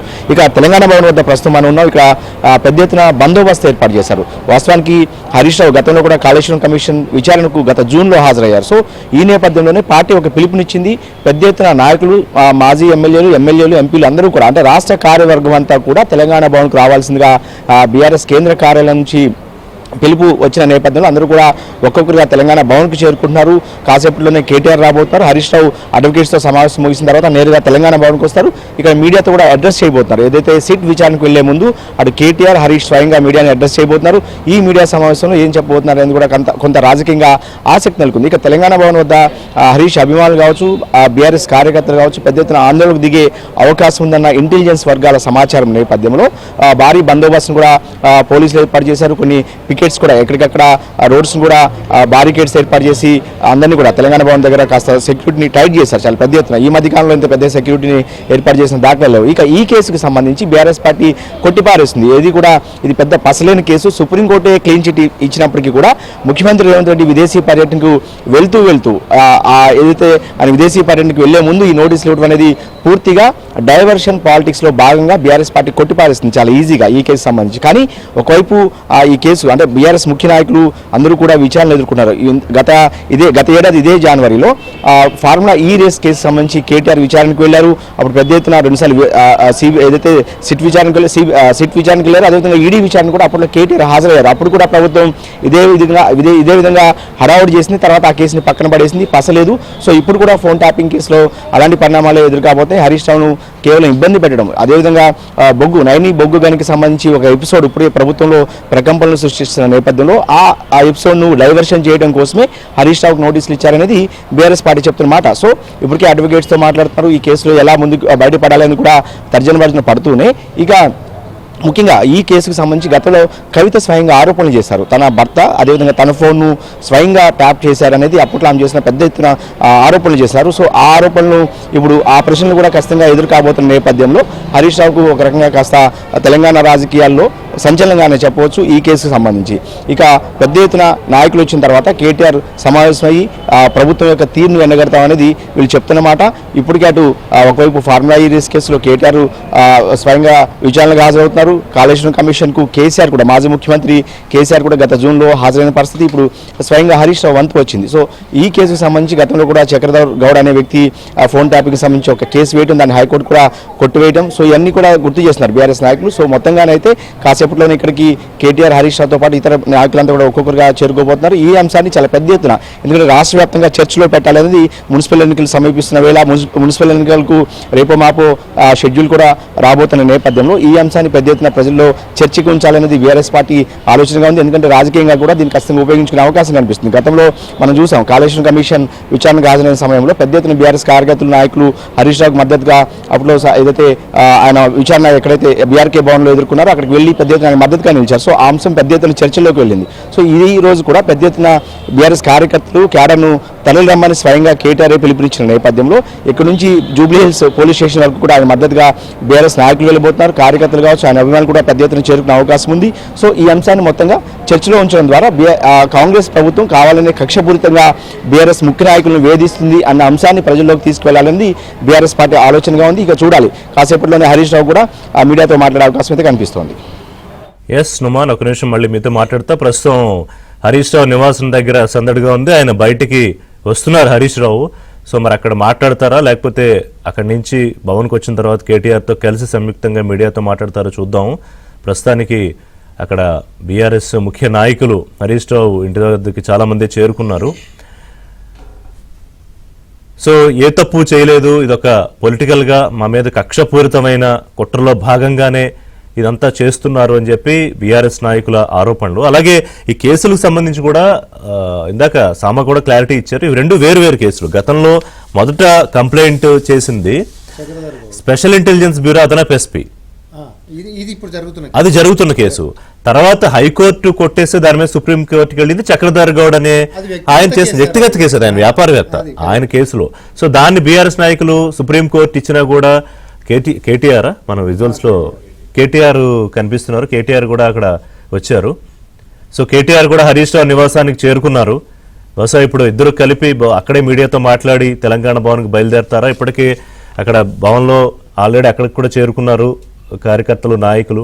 సో ఇప్పుడు మనకి నరేష్ అందించిన సమాచారం ప్రకారం కొంత దీని మీద ఒక డిసెంట్కి సంబంధించి ఆందోళనలు కూడా చేయడానికి సిద్ధం అవుతున్నారు, నిరసన కార్యక్రమాలు బీఆర్ఎస్ నాయకులు అని చెప్పి కూడా తెలుస్తోంది. ఇప్పుడు ఏ తప్పు చేయకపోతే కనుక వెళ్ళి విచారణకి హాజరయ్యి వచ్చేయచ్చు. కానీ దీన్ని పొలిటికల్గా డెఫినెట్గా బీఆర్ఎస్ కూడా ఒక పెద్ద ప్రోగ్రామ్ గానే చేయాలనుకుంటుంది. కాబట్టి ఒక ఈ హీటెడ్ సిచ్యుయేషన్కి మరింత ఫ్లేరప్ అయ్యేలాగే కార్యక్రమాలు కూడా రూపొందించుకుంటారు. ప్రస్తుతానికి మనం హరీష్ రావు నివాసం దగ్గర నుంచి లైవ్ విజువల్స్ చూస్తున్నాం. నుమాన్, ఒకసారి నుమాన్ కనెక్ట్ చేయండి. నుమాన్, ఇప్పుడే కేటీఆర్ చేరుకున్నారు కదా, లోపలికి వెళ్ళారు. ఇప్పటికే ఆల్రెడీ న్యాయవాదులు కూడా లోపలే ఉన్నారా?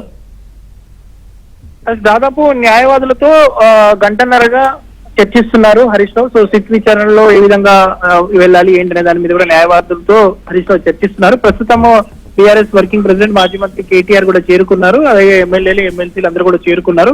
వాస్తవానికి ఇక్కడ నుంచి నేరుగా ఆయన తెలంగాణ భవన్ కి వెళ్తారనుకున్నారు. బట్ ఇక్కడే ఆయన కాసేపు ఉండేటటువంటి అవకాశం ఉంది. ఎందుకంటే సుదీర్ఘంగా తన లీగల్ టీమ్ తో చర్చలు చేస్తున్నారు.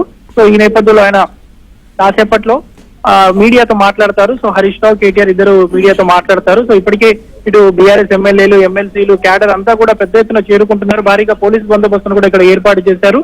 సో ఇక్కడ నుంచి ఆయన మీడియాతో మాట్లాడిన తర్వాత బీఆర్ఎస్ తెలంగాణ భవన్ కి వెళ్ళేటటువంటి అవకాశం ఉంది. సో కేటీఆర్, హరీష్ రావు ఇద్దరు కలిసి సో అక్కడ మరికొంతమంది నేతలు ఉన్నారు కాబట్టి వారందరితో మాట్లాడి అక్కడ నుంచి 11 గంటలకు జూబ్లీస్ సిట్ కార్యాలయానికి వెళ్ళేటటువంటి అవకాశం అయితే మనకు కనిపిస్తుంది. సో సిట్ అధికారులు అడిగేటటువంటి ప్రశ్నలకు ఏ విధంగా సమాధానం ఇవ్వాలి ఏంటి అనే దాని మీద ప్రస్తుతం తన లీగల్ టీమ్ తో దాదాపు గంటన్నరకు పైగా సుదీర్ఘంగా చర్చలు జరుపుతున్నారు మాజీ మంత్రి హరీష్ రావు. సో హరీష్ రావు ఇంటికి నేరుగా ఇప్పటికే ఇటు కేటీఆర్ చేరుకున్నారు. సో ఇద్దరు కూడా మీడియాతో అయితే మాట్లాడేటువంటి అవకాశం ఉంది. సో సిట్ విచారణలో అధికారులు అడిగేటటువంటి ప్రశ్నలు ఏ విధంగా వెళ్ళాలి ఏంటి, ముఖ్యంగా ఇటు ఫోన్ ట్యాపింగ్ కేసులో వస్తున్నటువంటి ఆరోపణల మీద, వస్తున్నటువంటి వాటి మీద ఏ విధంగా స్పందించాలి ఏంటనే దాని మీద ప్రస్తుతం అయితే ముఖ్య నేతలతో, దాంతో పాటు తన లీగల్ టీమ్ తో ప్రస్తుతం హరీష్ రావు అయితే చర్చలు జరుపుతున్నటువంటి సిచ్యువేషన్ అయితే మనకు కనిపిస్తుంది.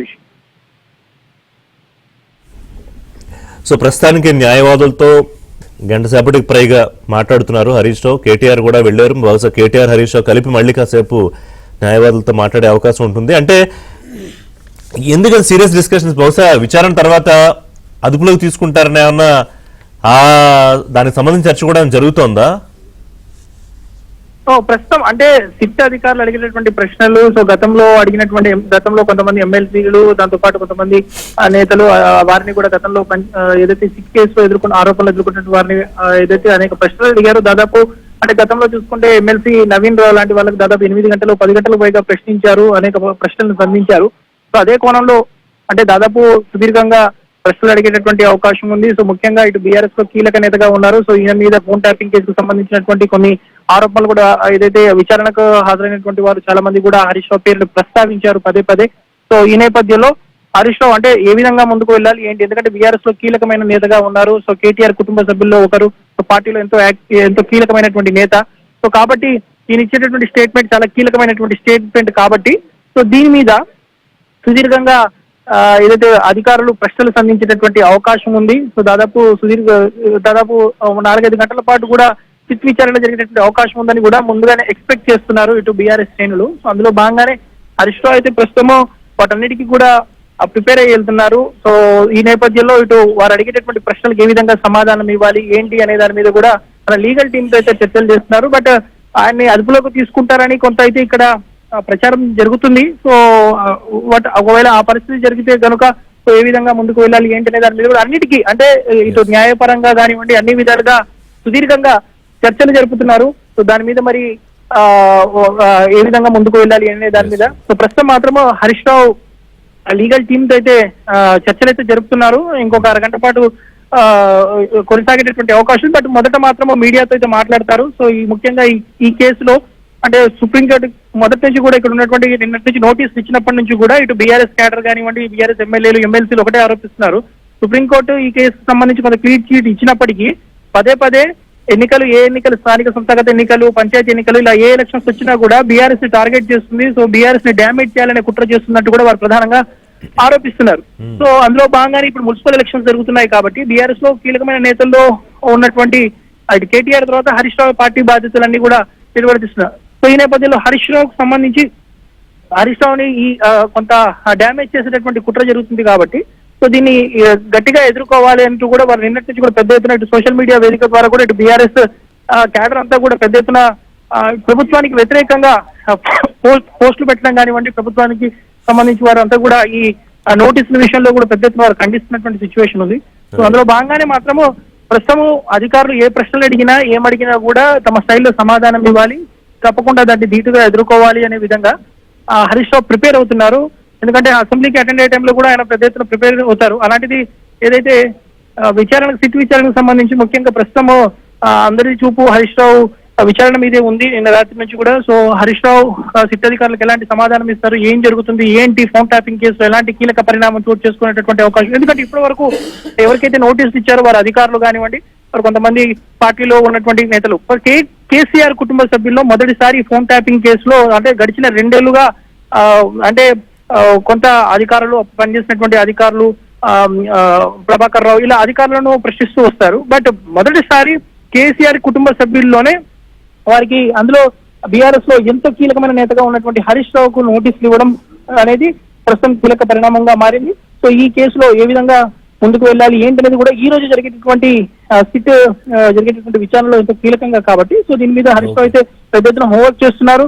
సో ముఖ్యంగా లీగల్ టీమ్ తో కూడా ఎలాంటి వారు అడిగేటటువంటి ప్రశ్నలకు ఎలాంటి సమాధానం ఇవ్వాలి ఏంటి అనే దాని మీద కూడా ఇస్తారు. ఒకవేళ ఈ విచారణలో ఏమైనా అదుపులోకి తీసుకునేటువంటి అవకాశం ఉన్నా నెక్స్ట్ స్టెప్ ఏ విధంగా ఉండాలి ఏంటి అనే దాని మీద కూడా డెప్త్ గా అవకాశం ఉందో లేదో కూడా మాట్లాడదాం. మనతో పాటు అడ్వకేట్ రచనారెడ్డి గారు కూడా ఉన్నారు కాబట్టి రచనారెడ్డి గారు, ఇప్పుడు కేవలం మీరు ఇందాక చెప్పారు కదా, ఇది ఒక నార్మల్ ప్రొసీజర్ లో భాగంగానే పిలుస్తున్నారు, is not accused act.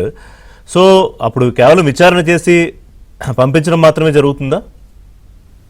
Usually అయితే 161 స్టేట్మెంట్స్ తీసుకున్న తర్వాత అదుపులోకి తీసుకోవడం అటువంటిది ఇచ్చేయారు. ఎందుకంటే దట్ బిగ్ అగైన్ అంటే అక్యూజ్డ్ ఇక్కడ డైరెక్ట్లీ ఫార్మలీ అక్యూజ్డ్ గా చేర్చలేరు కాబట్టి సో ఆ 161 స్టేట్మెంట్స్ లో ఏమి బయటకు వచ్చినాయో అవిటి మీద డిపెండ్ అయ్యి ఉంటుంది.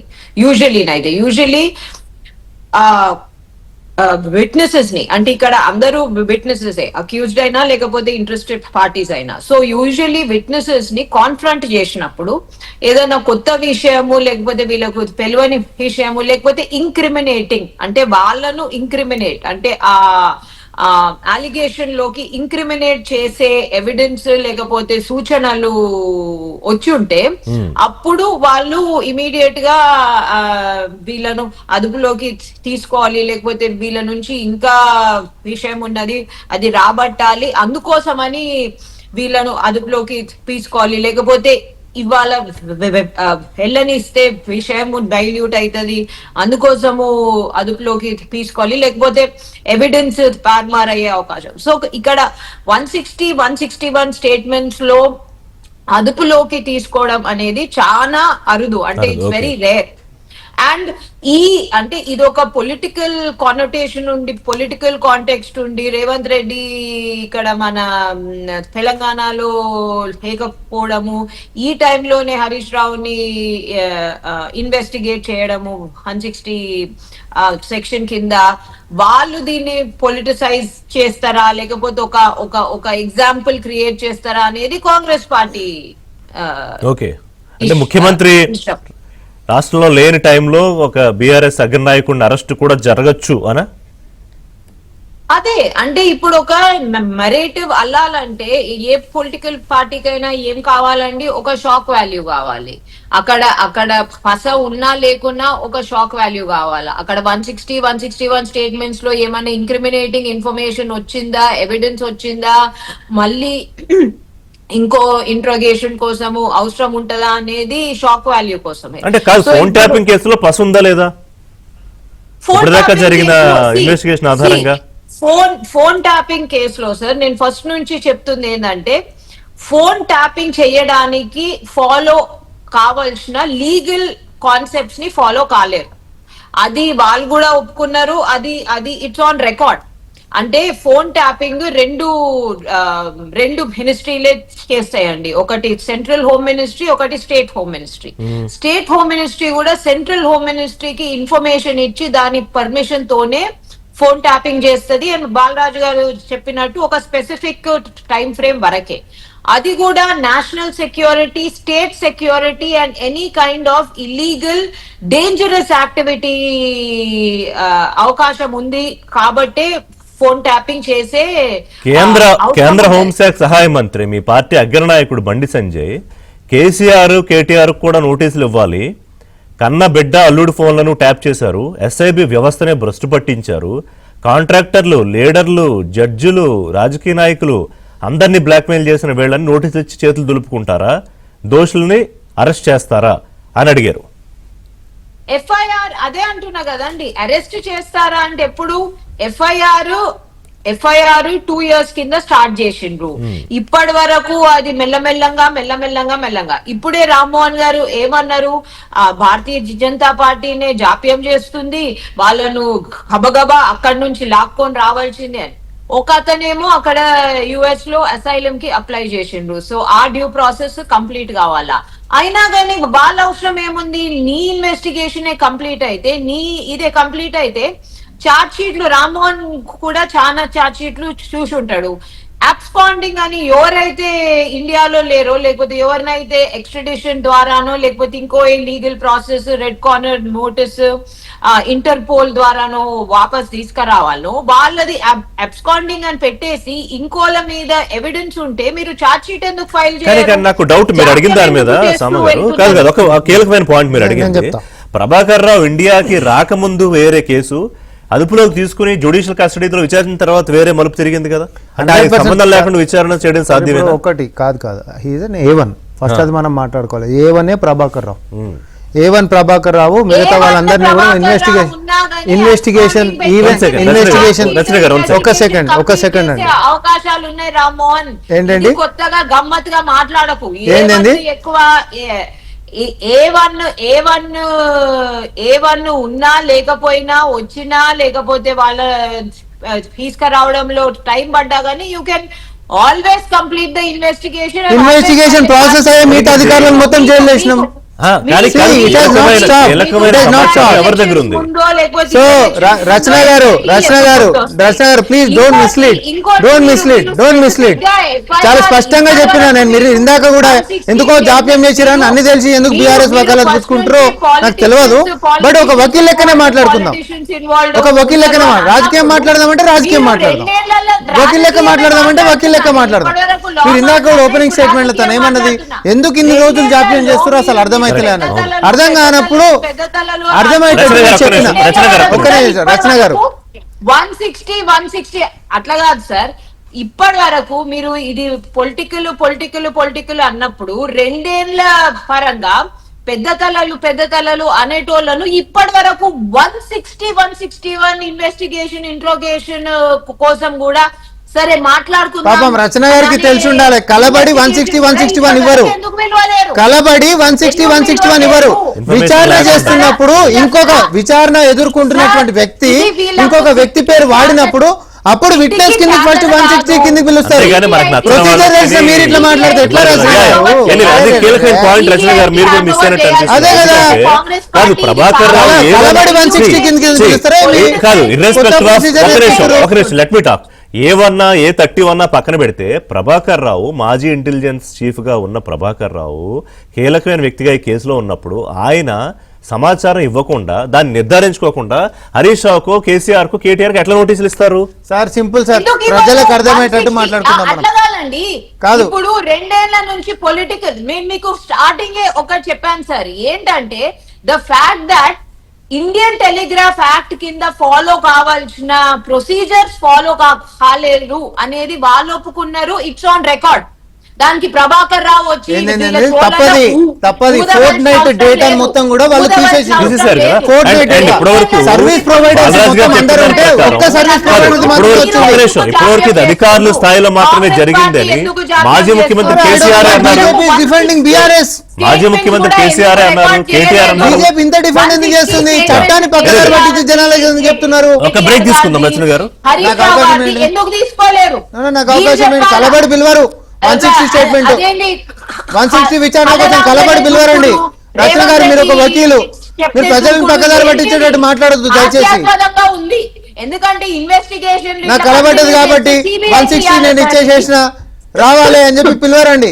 ముందు విచారణకు వచ్చినటువంటి వాళ్ళు ఎవరైతే వాళ్ళు ప్రస్తావనకు తీసుకొచ్చినటువంటి పేరు police believe that some person is acquainted with the facts. అప్పుడు they will serve the notice. ఇప్పుడు ఉత్తరానికి ఇస్తారు 160 notice. కాదు, శ్రవణ్ రావు ప్రభాకర్ రావు మధ్య ఫోన్ సంభాషణలో ఏమేమి వచ్చాయి, ఎవరి పేర్లు వచ్చాయి, శ్రవణ్ రావు ప్రభాకర్ రావు హరీష్ రావు కలిసినప్పుడు ఏం జరిగింది, ఇది కదా మొత్తం సిటీ దగ్గర ఉన్నది. ఆ నేపథ్యం బయలుదేరతారు. సో విచారణలో ఏ ప్రశ్నలు అడిగే అవకాశం ఉంది, దానికి ఏమేమి సమాధానాలు చెప్పాలి, ఎంతవరకు ఎన్ని గంటలు విచారణ కొనసాగుతుంది, ఏ ఆధారాలు చూపించి అడిగితే దానికి ఎగ్జామినేషన్ కన్ఫ్రంటేషన్ జరిగితే దానికి ఎట్లా సమాధానాలు చెప్పాలి, ఇవన్నీ కూడా క్షుణ్ణంగా న్యాయవాదులతో ఇద్దరు కలిపి డిస్కస్ చేస్తున్నారు. రమణారెడ్డి గారు, సో సరే దీని మీద దేనికి పిలిచారు, ఎందుకు పిలిచారన్నా మొత్తానికి అయితే హరీష్ రావు వాళ్ళు విచారణకు వెళ్తున్నారు. కానీ దీని మీద పొలిటికల్ యాంగిల్, ఇప్పుడు ఫోన్ ట్యాపింగ్ జరిగిందా లేదా, ప్రణీత్ రావు చెప్పిన దాని ప్రకారం, వీళ్ళు చెప్పిన దాని ప్రకారం ఫోన్ ట్యాపింగ్ జరిగింది. అది అధికారుల స్థాయిలో జరిగిందా, లేకపోతే కేసీఆర్ చెప్తే చేశారా, హరీష్ రావు చెప్తే చేశారా అని. కానీ ఎందుకని మీ ప్రభుత్వం మీద మీరు ఒక పొలిటికల్ గా కక్ష సాధింపు చర్య కోసమే హరీష్ రావుని పిలుస్తున్నారు అనేది వినిపిస్తుంది. ఇప్పుడు ఒకటే అండి, రాజకీయంగా భాష మాట్లాడాలంటే ఏ నేత అరెస్ట్ అయినా కూడా కక్ష సాధింపు అనేటటువంటి డిఫాల్ట్ డైలాగే వస్తుంది అందరికి. కానీ ప్రజలకు అర్థమయ్యేటటువంటి వ్యవహారం, ఎందుకంటే రచన గారు ఇందాక మాట్లాడుకుంటే I don't know why she is trying to mislead people. ఆమె ఒక వకీల్ అయి ఉండి 160 నోటీసు ఎవరు పడితే వాళ్ళకి ఇయ్యరు సార్. విచారణ జరుగుతున్నప్పుడు ఇంకొకరు పేరు ప్రస్తావనలకు వచ్చినప్పుడు ఈ అంశం పట్ల అవగాహన ఉంటున్నటువంటి వ్యక్తి లెక్క పోలీసులు నమ్మినప్పుడు ఆ యొక్క నోటీస్ని సర్వ్ చేసి పిలిపిస్తారు. దేని లెక్క సాక్షుల లెక్క ఫస్ట్ పిలుస్తారు. మీకు దీని పట్ల అవగాహన ఉందని చెప్పి మాకు తెలుస్తుంది, ఇది ఏమేమి అవగాహన ఉందని వాళ్ళు ప్రశ్నలు సంధిస్తారు. ప్రశ్నలు సంధించినప్పుడు పోలీసు వాళ్ళ దగ్గర ఒకవేళ ఆధారాలతో ఉన్నప్పుడు కూడా ఆయన ఒక ప్రశ్నల జవాబులు వింటారు. ఒకవేళ దీంట్లో ఒక వెసులుబాటు కూడా ఉంటుంది సుప్రీంకోర్టు జడ్జిమెంట్ ప్రకారం. ఒకవేళ ఆ ప్రశ్నలు గిట్ట ఈయన నిరికిచ్చితాయి అంటే నా నేరం తెలిసిపోతుంది ఈడనే అని అనుకున్నప్పుడు ఆయన మౌనాన్ని పాటించేటటువంటి వెసులుబాటు కూడా దీంట్లో ఉంటుంది. ఇది నేను చట్టం మాట్లాడుతుంది. జయసేపు ఇది పక్కకేయండి. రచన గారు ఒక అంశాన్ని ఉంటుందా, అంతా న్యాయవాదే చెప్తారు అని కూడా అనే అవకాశం ఉంటుందా ఆయన చెప్పడం? He can take advocate, okay, దాన్ని ఆయన న్యాయ సలహాల మీదకించి ఆయన ముందుకు పోవచ్చు. కానీ ఇక్కడ జరుగుతున్నటువంటి ఇష్యూ ఏంటంటే ఇందాక రచన గారు ఏమన్నారు, అసలు ప్రభాకర్ రావు అనేటటువంటి వ్యక్తి బయట ఎన్నో ఉండని మిగతా మొత్తం ఇక్కడ క్లోజ్ చేసి నేరారోపణ చేసేయచ్చు కదా. అట్లా ఉండదు సార్. ఇది మిగతా వాళ్ళందరూ కూడా విచారణ జరిపించినప్పుడు ఈ విచారణలో పైన ప్రభాకర్ రావు బాస్ కాబట్టి ప్రభాకర్ రావు చెప్పి చేతల్లోనే మేము చేసినాం అనేటటువంటిది వచ్చినప్పుడు అసలు ప్రభాకర్ రావుని విచారిస్తేనే కదా ఆయన సొంతం కోసం చేసిండా, బ్లాక్మెయిల్ చేయడానికి ఆస్తుల కోసం చేసిండా, లేకపోతే ఆయనకి రాజకీయ నాయకులు ఎవరైనా చెప్తే చేసిండా, ఇది విచారణలో తేలవలసినటువంటి అవసరం. ఈ విచారణలో తేలేటటువంటి దాంట్లో ఇంకొక ఛానల్ ఎండి అయినటువంటి శ్రవణ్ రావు కూడా ఎవరైతే ఉన్నారో, అసలు ఈ శ్రవణ్ రావుకి బయటకు వచ్చారు. సమగ్ర నిమిషం, హరీష్ రావు తన నివాసం నుంచి బయటకు వచ్చారు. హరీష్ రావుతో పాటు కేటీఆర్, ఇతర బీఆర్ఎస్ నాయకులు కూడా ఉన్నారు.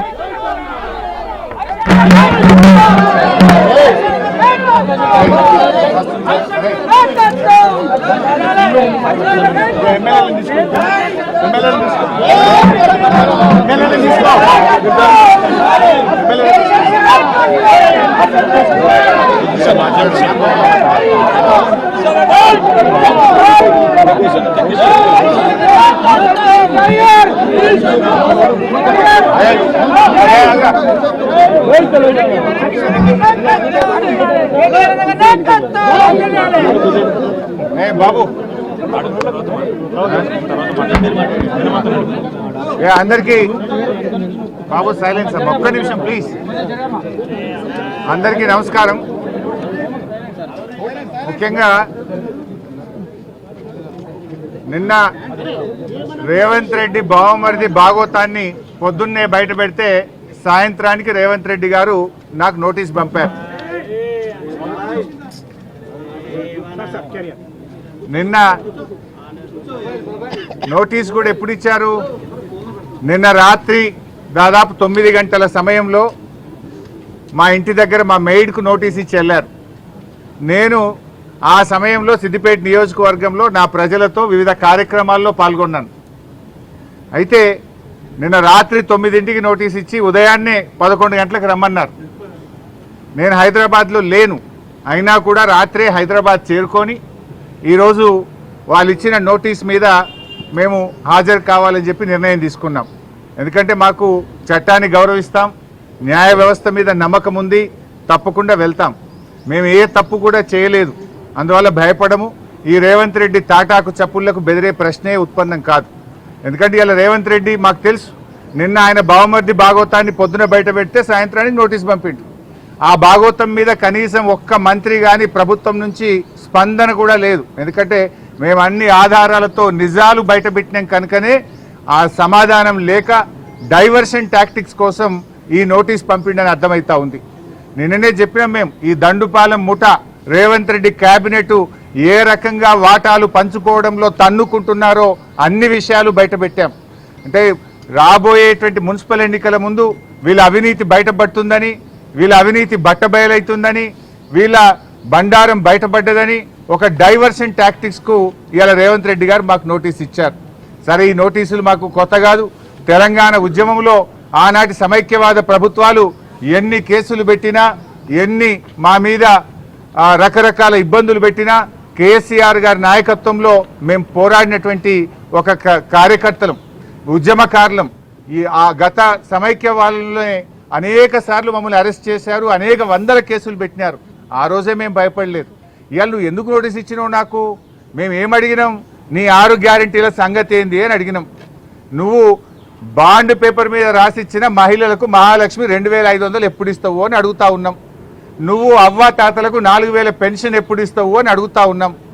నీ యొక్క అక్రమాలు, నీ బొగ్గు కుంభకోణము, నీ పవర్ కుంభకోణము, నీ హిల్ టీపీ ఇండస్ట్రీస్ కుంభకోణము, నీ భూ కుంభకోణాలు అసెంబ్లీ వేదికగా, ప్రజావేదికగా ఎప్పటికప్పుడు నిన్ను ప్రశ్నిస్తూ ఉన్నాం. సో నీ కుంభకోణాలు బయటపడుతున్నాయి. నీ వాటాల పంచాయతీలు స్వయంగా మంత్రులే ఒకరి మీద ఒకరు బయట పెట్టుకుంటుంటే నీ పరువు పోతుందని, నీ వాటాల విషయం ప్రజలకు అర్థమవుతుందని డైవర్షన్ కోసం ఈ నోటీసులు ఇస్తున్నావు. మాకు తెలియదా? ఇవాళ కృష్ణా నీళ్లను ఆంధ్రాకి అప్పచెప్తున్నావు. అదేవిధంగా గోదావరి నీళ్లను ఇవాళ చంద్రబాబు నాయుడు గారి ప్రభుత్వం, ఆంధ్రప్రదేశ్ ప్రభుత్వం గోదావరి నీళ్లను మళ్లించి మరి బనకచెర్లకు, నల్లమల్ల సాగర్ తీసుకుపోతుంటే నీ చేతగాని తనాన్ని ఎప్పటికప్పుడు నిలదీసింది బీఆర్ఎస్ పార్టీ, ప్రశ్నించింది బీఆర్ఎస్ పార్టీ. నీ యొక్క బండారాన్ని బయటపెట్టింది బీఆర్ఎస్ పార్టీ.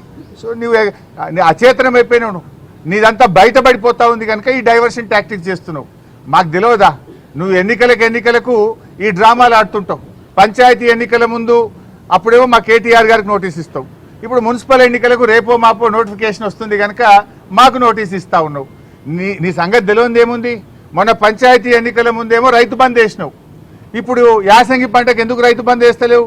పంచాయతీ ఎన్నికలు లేవు. కేసీఆర్ గారు ఎప్పుడైనా డిసెంబర్ నుంచే రైతు బంద్ స్టార్ట్ చేసిండు. జనవరి అయిపోయినా రైతు బంద్ పట్టలేదు. పంచాయతీ ఎన్నికల ముందేమో బతుకమ్మ చీరలు ఇచ్చినావు, మహిళలకు వడ్డీ లేని రుణం ఇచ్చినావు, రైతు బంద్ ఇచ్చినావు. ఇప్పుడు మున్సిపల్ ఎన్నికలు వచ్చినాయి, ఊర్లో నిడిచిపెట్టిండు, రైతు బంద్ ఎగ్గొట్టిండు. ఇప్పుడు ఇయాలటి నుంచి పట్టణాల్లో బతుకమ్మ చీరలు వస్తారట, ఇయాలటి నుంచి పట్టణాల్లో మహిళలకు వడ్డీ లేని రుణం ఇస్తారట. ఇగో ఇవాళ మాకు ఈ నోటీస్ ఇచ్చి మమ్మల్ని ఎంగేజ్ చేసే ప్రయత్నం. అంటే పొలిటికల్గా బీఆర్ఎస్ పార్టీ థ్రెట్గా ఆయన ఫీల్ అవుతా ఉన్నాడు. పంచాయతీ ఎన్నికల్లో రేవంత్ రెడ్డి అంచనాలు తప్పినాయి. 40% సర్పంచులు గెలిచి బీఆర్ఎస్ పార్టీ అద్భుతమైన విజయాన్ని సాధించింది. దాంతో ఆయనకు దిమ్మ తిరిగిపోయింది. ఈ మున్సిపల్ ఎన్నికల్లో కూడా మళ్ళీ బీఆర్ఎస్ పార్టీ బలమైనటువంటి ప్రత్యర్థిగా ఉంది కనుక ఈ డ్రామాలన్నీ షురూ చేసిండు. చీరలు పంచి ఎన్నికలు వచ్చినాయి కనుక చీరలు పంచుతా, వడ్డీ లేని రుణం పంచుతా అని డ్రామాలు స్టార్ట్ చేసిండు. మాకు ఈ నోటీస్ ఇచ్చి ఫోన్ ట్యాపింగ్ కేసులో ఏదో ఉంది అనేటువంటి ఒక అంటే చూడండి క్రైమ్ సినిమా సీరియల్ లెక్క నడుపుతా ఉన్నాడు. 2 ఏళ్ల నుంచి డ్రామాలు ఆడుతున్నావు. ఆల్రెడీ నువ్వు గతంలో నా మీద ఫోన్ ట్యాపింగ్ కేసు పెడితే హైకోర్టు కొట్టేసింది, సుప్రీంకోర్టు కూడా కొట్టేసింది. నీ చెంప చెల్లుమనే విధంగా తీర్పు ఇచ్చింది. నువ్వు పెద్ద పెద్ద అడ్వకేట్లను, రాష్ట్ర ప్రభుత్వ డబ్బులను, కోట్లాది రూపాయల డబ్బులు ఖర్చు పెట్టి పెద్ద పెద్ద న్యాయవాదులను పెట్టినావు నా మీద. ఎంత పెద్ద న్యాయవాదులను పెట్టినా న్యాయం నా వైపు ఉంది కనుక, మేము తప్పు చేయలేదు కనుక, ధర్మం మా వైపు ఉంది కనుక హైకోర్టులోకి మేము గెలిచాం. సుప్రీంకోర్టు కూడా నీ చెంప చెల్లుమనే విధంగా నువ్వు స్పెషల్ లీవ్ పిటిషన్ వేస్తే కూడా కొట్టివేసింది. న్యాయం నిలబడ్డది, ధర్మం నిలబడ్డది. అయినా నువ్వు మళ్ళీ పిలుస్తున్నావు. సుప్రీంకోర్టే కొట్టేసినాక మళ్ళీ పిలుచుడేంది డ్రామా? ఏంది డ్రామా? ఎన్ని రోజులు ఈ డ్రామా నడుపుతావు? 2 సంవత్సరాలు దాటిపోయింది. అంటే ఒక కంటిన్యూస్గా ప్రజల్ని ఎంగేజ్ చేయాలని, మీడియాను డైవర్షన్ చేయాలని, ప్రజల అటెన్షన్ డైవర్షన్ చేయాలని నువ్వు ఎంత డైవర్షన్ చేసినా నేను ఎడవం. నీ బొగ్గు కుంభకోణం గురించి నిలదీస్తూనే ఉంటాం. నువ్వు ఆంధ్రాకు అమ్ముడుపోయిన విధానాన్ని నిలదీస్తూనే ఉంటాం. ఎల్టీపీ పాలసీ ఇండస్ట్రీ కుంభకోణం గురించి నిలదీస్తూనే ఉంటాం. నీ పవర్ స్కామ్ గురించి నిలదీస్తూనే ఉంటాం. నీ యొక్క అవినీతి బాగోతాలు అన్ని కూడా బయట పెడుతూనే ఉంటాం. 6 గ్యారంటీల కోసం తెలంగాణ ప్రజల పక్షాన నిన్ను ప్రశ్నిస్తూనే ఉంటాం, నిలదీస్తూనే ఉంటాం. నేను ఈరోజు బీజేపీ కిషన్ రెడ్డి గారికి కూడా ఒక లేఖ రాస్తా ఉన్నా. కిషన్ రెడ్డి గారు, మీరే కేంద్ర బొగ్గు గనుల శాఖ మంత్రి. సింగరేణిలో 49% కేంద్ర ప్రభుత్వానికి వాటా ఉంది. సింగరేణిలో జరిగిన అవినీతి కుంభకోణాల గురించి నిన్న మీడియా సాక్షిగా బయటపెట్టినా. ఈరోజు నీకు కూడా లెటర్ రాస్తా ఉన్నా. నువ్వు ఒకవేళ రేవంత్ రెడ్డితో కుమ్మక్కు కాకపోతే వెంటనే సిబిఐ విచారణకు నువ్వు ఆదేశించాలని చెప్పి కిషన్ రెడ్డి గారిని డిమాండ్ చేస్తూ I'm writing A open letter to Kishan Reddy. Kishan Reddy గారు, నేను అన్ని ఆధారాలు ఇవ్వడానికి సిద్ధంగా ఉన్నా. రేవంత్ రెడ్డి బావమరిదే ఈ యొక్క కుంభకోణాన్ని ఎట్లా నడిపాడు, ఎట్లా ఈ టెండర్లన్నీ రింగు చేశాడు, మరి కోల్ ఇండియాలో కానీ అదేవిధంగా వెస్టర్న్ కోల్ ఫీల్డ్స్లో కానీ గతంలో సింగరేణిలో కానీ ఎప్పుడైనా -10 నుంచి -20 టెండర్లు పోతుండే. ఈ సైట్ విజిట్ సర్టిఫికేట్ పెట్టిన తర్వాత మరి ఎవరెవరు టెండర్లు వేస్తున్నారో తెలిసి రేవంత్ రెడ్డి బావమరిది ఆ కాంట్రాక్టర్లను బెదిరించి వాళ్ళు ఏ రకంగా ప్లస్ టెండర్లు, ఆయన పొందిండు టెండరు, ఆయన ఎవరనుకుంటే వాళ్ళకి టెండర్ వస్తుంది, ఎవరనుకుంటే వాళ్ళకి సైట్ విజిట్ సర్టిఫికేట్ వస్తుంది. 9E బ్లాక్ ఒక్కటే రద్దు చేయడం కాదు, ఈ టెండర్లు రద్దు చేయాలి. దీని మీద సిబిఐ విచారణ జరపాలని నేను నిన్న డిమాండ్ చేసిన. ఇలా వ్రాతపూర్వకంగా కూడా కిషన్ రెడ్డి గారికి I'm writing A open letter.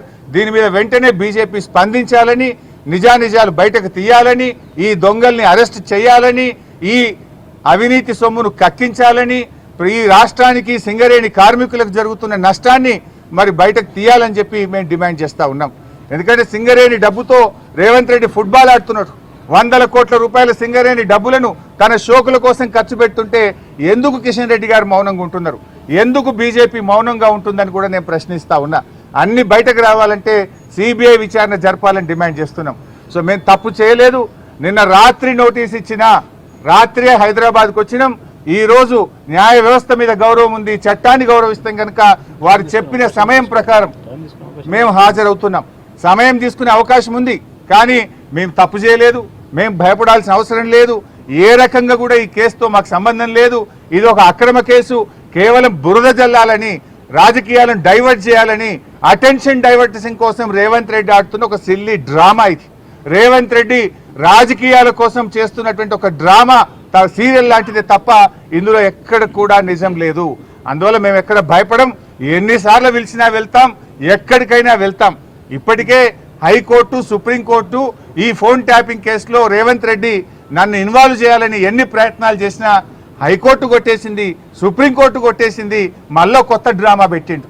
మాకు తెలుసు కేటీఆర్ గారిని ఎట్లా ఇబ్బంది పెట్టిండో మాకు తెలుసు. మా నాయకులందరినీ కూడా ఏ రకంగా ఇబ్బంది పెట్టినారో తెలుసు.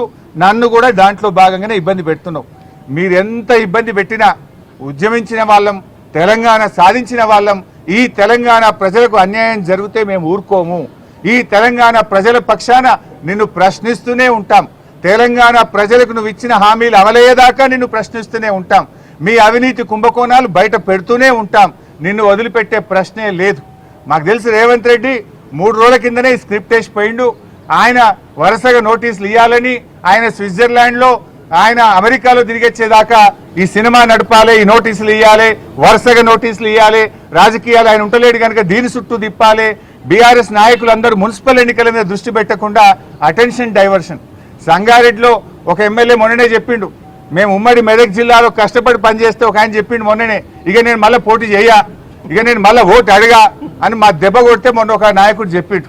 రేపు కూడా నువ్వు ఎన్ని డ్రామాలు చేసినా ఖచ్చితంగా మెజారిటీ మున్సిపాలిటీలు గెలుస్తాం, ప్రజలతో ఉంటాం, ప్రజల చేత నీకు తప్పకుండా ప్రజలే నీకు బుద్ధి చెప్తారు.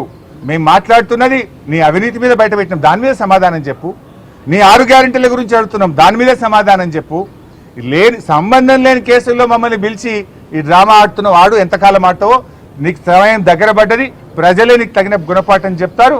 తప్పకుండా మేము న్యాయపరంగా ఎలాంటి అవకాశాలు ఉన్నాయో న్యాయపరంగానే ఈ కేసును మేము ఎదుర్కొంటాం. థ్యాంక్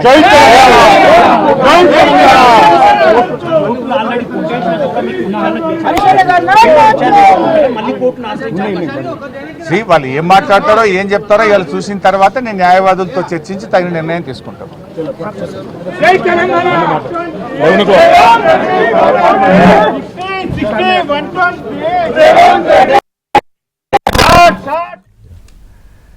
హరీష్ రావు తన నివాసం నుంచి బయటకు వచ్చి మీడియాతో మాట్లాడారు. ఇది ఒక అక్రమ కేసు, ఒక సిల్లీ డ్రామా, ఒక క్రైమ్ సీరియల్ ని సాగదీసినట్టు రేవంత్ రెడ్డి ప్రభుత్వం దీన్ని సాగదీస్తోందని చెప్పారు. నిన్న ఉదయం రేవంత్ బావమరిది బాగోతో నేను బయట పెడితే సిబిఐ ఎంక్వైరీ అడిగితే సాయంత్రానికి నాకు నోటీసులు ఇచ్చారు. అలాగే ఏ తప్పు చేయలేదు కాబట్టి భయపడను. నేను రాత్రి 9 గంటలకు నోటీసులు ఇస్తే వెంటనే బయలుదేరి వచ్చి ఇప్పుడు 11 గంటలకు విచారణకు వెళ్తున్నాము. ఏమడిగితే దానికి చెప్తాం, ఎందుకంటే ఇందులో నన్ను ఎప్పటి నుంచో ఇన్వాల్వ్ చేయాలని ట్రై చేసినా సుప్రీంకోర్టే అది కొట్టేసినా ఇలాగోలా నన్ను ఇందులోకి ఇరికించాలని రేవంత్ రెడ్డి ప్రయత్నం చేస్తున్నారు. హామీల అమలు గురించి మేము మాట్లాడాము, లేకపోతే అవినీతి గురించి మాట్లాడుతున్నాము, జరుగుతున్న కుంభకోణాల గురించి మాట్లాడితే మమ్మల్ని ఇరికించాలని, అలాగే మున్సిపల్ ఎన్నికలకు ముందు బీఆర్ఎస్ని డైవర్షన్, దాన్ని అటెన్షన్ని డైవర్ట్ చేయాలని చెప్పి ఇలాంటి కేసులతో డ్రామాలు ఆడుతున్నారని, ఇంకా దండుపాళ్యం ముఠాలు పంచుకోవడాల్లో మంత్రులకి తేడాలు ఇవన్నీ కూడా అన్నారు ఆయన. సో అలాగే నీళ్ల విషయం కూడా మాట్లాడారు, ఆంధ్రప్రదేశ్ తెలంగాణ నీటి పంచాయతీ విషయం ఇవన్నీ మాట్లాడి బీఆర్ఎస్ రేవంత్ రెడ్డికి ఒక పొలిటికల్ థ్రెట్ కాబట్టి మొన్న కేటీఆర్కి అంతకుముందు నోటీసులు ఇచ్చారు, ఇప్పుడు నాకు నోటీసులు ఇచ్చారు, ఇందులో జరిగేది పెట్టేది ఏం లేదు, వెళ్తాము, వాళ్ళు ఏం అడిగితే దానికి సమాధానాలు చెప్పేసి వస్తాము, మా పని మేము చేసుకుంటాం, ఏం ఇబ్బంది లేదని చెప్పారు. అలాగే మున్సిపల్ ఎన్నికల్లో కూడా బ్రహ్మాండంగా సీట్లు గెలుస్తామని. అలాగే బొగ్గు దానికి కూడా మన బాలరాజు గారు ఏదైతే మాట్లాడారు ఇందాక డిబేట్ మొదట్లో, ఇప్పుడు హరీష్ రావు గారు కూడా అదే మాట్లాడి ఆ దానికి దీనికి లింక్ పెట్టే ప్రయత్నం చేసి అసలు ఫోన్ ట్యాపింగ్ అనేది నథింగ్, ఏం లేదు ఇందులో ఏ ఉంది అంటున్నారు రామ్మోహన్ రెడ్డి గారు. ఇప్పుడు ఇంకో మాట కూడా అన్నారు, మీ అధినేత ముఖ్యమంత్రి ఊరెళ్లే ముందు, విదేశాలకు వెళ్లే ముందు ఏదో ఇక్కడ ఒక మీకు కార్యక్రమం పెట్టి వెళ్ళిపోయారు. హరీష్ రావు గారి ఒక ఈ 6 నిమిషాలు గిట్టేదని చూస్తే మనం ఆయన మాట్లాడినటువంటి దాంట్లో ఆయనకే స్పష్టత లేదు, తల లేదు, తోక లేదు. ఒకసారేమో మున్సిపల్ ఎన్నికలు కాబట్టి అటెన్షన్ డైవర్షన్ కోసమే ఇది చేస్తుండు అని అంటుండు, ఇంకొకసారేమో నేను 9 బ్లాక్లో మాట్లాడినా కాబట్టి ఈ అంశాన్ని చేస్తుండే, అది చేస్తుండా ఇది చేస్తుండా చెప్పు. ఇప్పుడు మేము అడిగేది ఏంటంటే పక్కన డ్రామారావు గారిని పెట్టుకొని అగ్గిపెట్ట హరీష్ రావు గారు ఏదైనా మాట్లాడుతుండొచ్చు, మీరు మాట్లాడరు, అది మీ స్వేచ్ఛ. కానీ చట్టం ముంగట ప్రశ్నిస్తానే ఉంటామంట, ప్రశ్నించుడు లేదు, మీదంతా పారిపోతానే ఉన్నారు. ప్రశ్నించేటోని అయితే మన అసెంబ్లీకి వచ్చేటోని కదా, అసెంబ్లీకి వచ్చేటోని కదా, ఓపెన్ ఛాలెంజ్ చేసినప్పుడు ప్రశ్నించుకుందాం రండి అన్నప్పుడు, చర్చ చేద్దాం రన్నప్పుడు, నీటి విషయాలైనా హెచ్ఐఎల్టీపీ విషయమైనా ఇప్పుడు ఆయన తీసుకొచ్చినటువంటి అన్ని అంశాలు కూడా మొన్న టేబుల్ మీద ఉన్నటువంటి అంశాలు అసెంబ్లీలో. ఎందుకు అన్ని చర్చలకించి పారిపోయారు హరీష్ రావు గారు?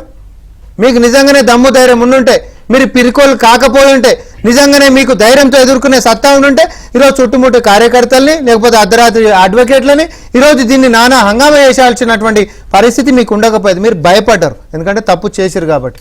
మీరు ఖచ్చితంగా చేసినటువంటి తప్పుకి మూల్యం చెల్లిస్తారు కాబట్టి డ్రామాలు చేయాల్సినటువంటి అవసరం కానీ అంతటి కర్మ కానీ మీ కుటుంబానికి ఉందేమో కానీ మాకు లేదు. ఎందుకంటే ఇనేజ్ అంటే ఇది ఒక పెద్ద డొలకేషన్ చాలా సింపుల్ గా కొట్టిపడేసారు, చాలా సిల్లీ డ్రామా. ఇప్పుడు ఒకటి మంది ఇళ్లకి పోయి గోప్యంగా ఒక దొంగ లెక్క చూస్తున్నటువంటి బయట వాళ్ళు అయితే జనాలు ఏం చేస్తారు సార్? ఒక ఇంట్లో జరుగుతున్న మంచి చెడు జరుగుతుంటది, లేకపోతే ఇంకోటి జరుగుతుంటది. నీ ఇంట్లోకి ఒక తెలివైనటువంటి వ్యక్తి వచ్చి పట్టుకొని తంబాని కట్టేసి కొడతారు, 100% కొడతారు. సిల్లీ కేసు అవుతుంది అది బీఆర్ఎస్ వాళ్ళకి. అదేముంది పెద్దగా, వాళ్ళు ఏదో వ్యవహారం నడుస్తుంటే ఇంట్లో మేము ఏదో తొంగి చూసినంత మాత్రం ఆయన మళ్ళీ అన్నారు సుప్రీం కోర్టే నన్ను ఇన్వాల్వ్ చేద్దామంటే హైకోర్టు ఇచ్చిందని ఇస్తా ఇది కూడా ఇంకొకటి చెప్తా. ఎంత చూస్తున్నారు పశ్చాత్తాపం అంటే మీడియా ముందుకు వచ్చి రాజకీయంగా అంతో ఇంతో సర్వైవ్ కావాలి, లేకపోతే రాజకీయంగా తెలంగాణ ప్రజలు ఆల్రెడీ బీఆర్ఎస్ పార్టీని బొంద పెడుతురు, ఆ దాంట్లో భాగంగా నాయకత్వం కూడా పోతుంది అనేటటువంటి దాంతో హరీష్ రావు గారు ఇంకొక బూత్ ఏం మాట్లాడిందంటే ఆయనంటే సుప్రీంకోర్టు దాకా కొట్లాడి తెచ్చుకున్నాడు. అదే కేసు ఇదే కేసు అంటే ప్రజలని ఇప్పుడు కూడా పక్కదారి పట్టించేటటువంటి ప్రయత్నం ఆయన అసలు తప్పించుకునేటటువంటిది ఉంటనే లేదు. అదేమో నేను ఇందాక చెప్పిన చక్రధర్ గౌడ్ అని ఒక వ్యక్తిగతంగా చేసినటువంటి అంశాన్ని ఇప్పుడు హరీష్ రావు గారు ప్రస్తావించారు. ఇది జరిగింది అధికారి పెట్టినటువంటి కేసు తోటి. ఈ కేసు వేరు, ఇంకొకటి భారత రాజ్యాంగంలో ఈ ధర్మాసనం ఒకసారి సుప్రీంకోర్టు చెప్పిన తర్వాత పోలీసు వాళ్ళు అదే కేసు మీద విచారణ పిలుస్తారా అండి? పిలుస్తారా? పిలిచిండ్రు అనేటటువంటిది ఉంటే ఈ పాటి కూకునేటోళ్ళ వీళ్ళు మొత్తం ప్రెస్ మీట్లు పెట్టి ఈ కేసు ఇది సుప్రీంకోర్టు కొట్టేసింది, ఆయన ఈ కేసులో నన్ను ఎట్లా పిలుస్తావని చెప్పి ఈరోజు నానారాయణ చేసేటోళ్ళు కదా. ఆయన నేను తప్పు చేయలేదు కాబట్టి విచారణకు వెళ్తున్నాను, నేను సిద్దిపేటలో ఉన్నా కూడా నాకు రాత్రిపూట ఫోన్ చేసినా నేను వస్తున్నాను, ఆయనే చెప్పే నీకు ఒకవేళ గిట్ట అంత బిజీగా గిట్ట ఉంటే ఇవాళ కాకపోతే నేను రేపు వస్తామని చెప్పేటటువంటి వెసులుబాటు అదే దాంట్లో ఉంది సెక్షన్ లా. ఈ రోజు కాకపోతే ఎవరు పారిపోయారంటే రేపు వస్తామని అంటాం. రోజు పారిపోతున్నారు మన అసెంబ్లీకి నుంచి కూడా పారిపోయారు కదా. ఇప్పుడు ఇంకొక విషయం ఈ కాగితాలు పట్టుకొని ఆరోపించేటటువంటిది ఇప్పటి సంది వచ్చిందేం కాదు.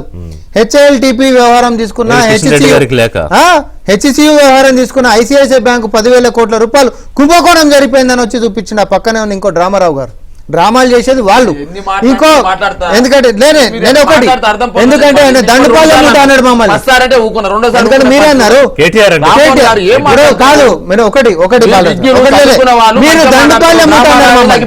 హరీష్ రావు గారు అన్నారా లేదా? హరీష్ రావు గారు మీరు ఒకటి తప్పది.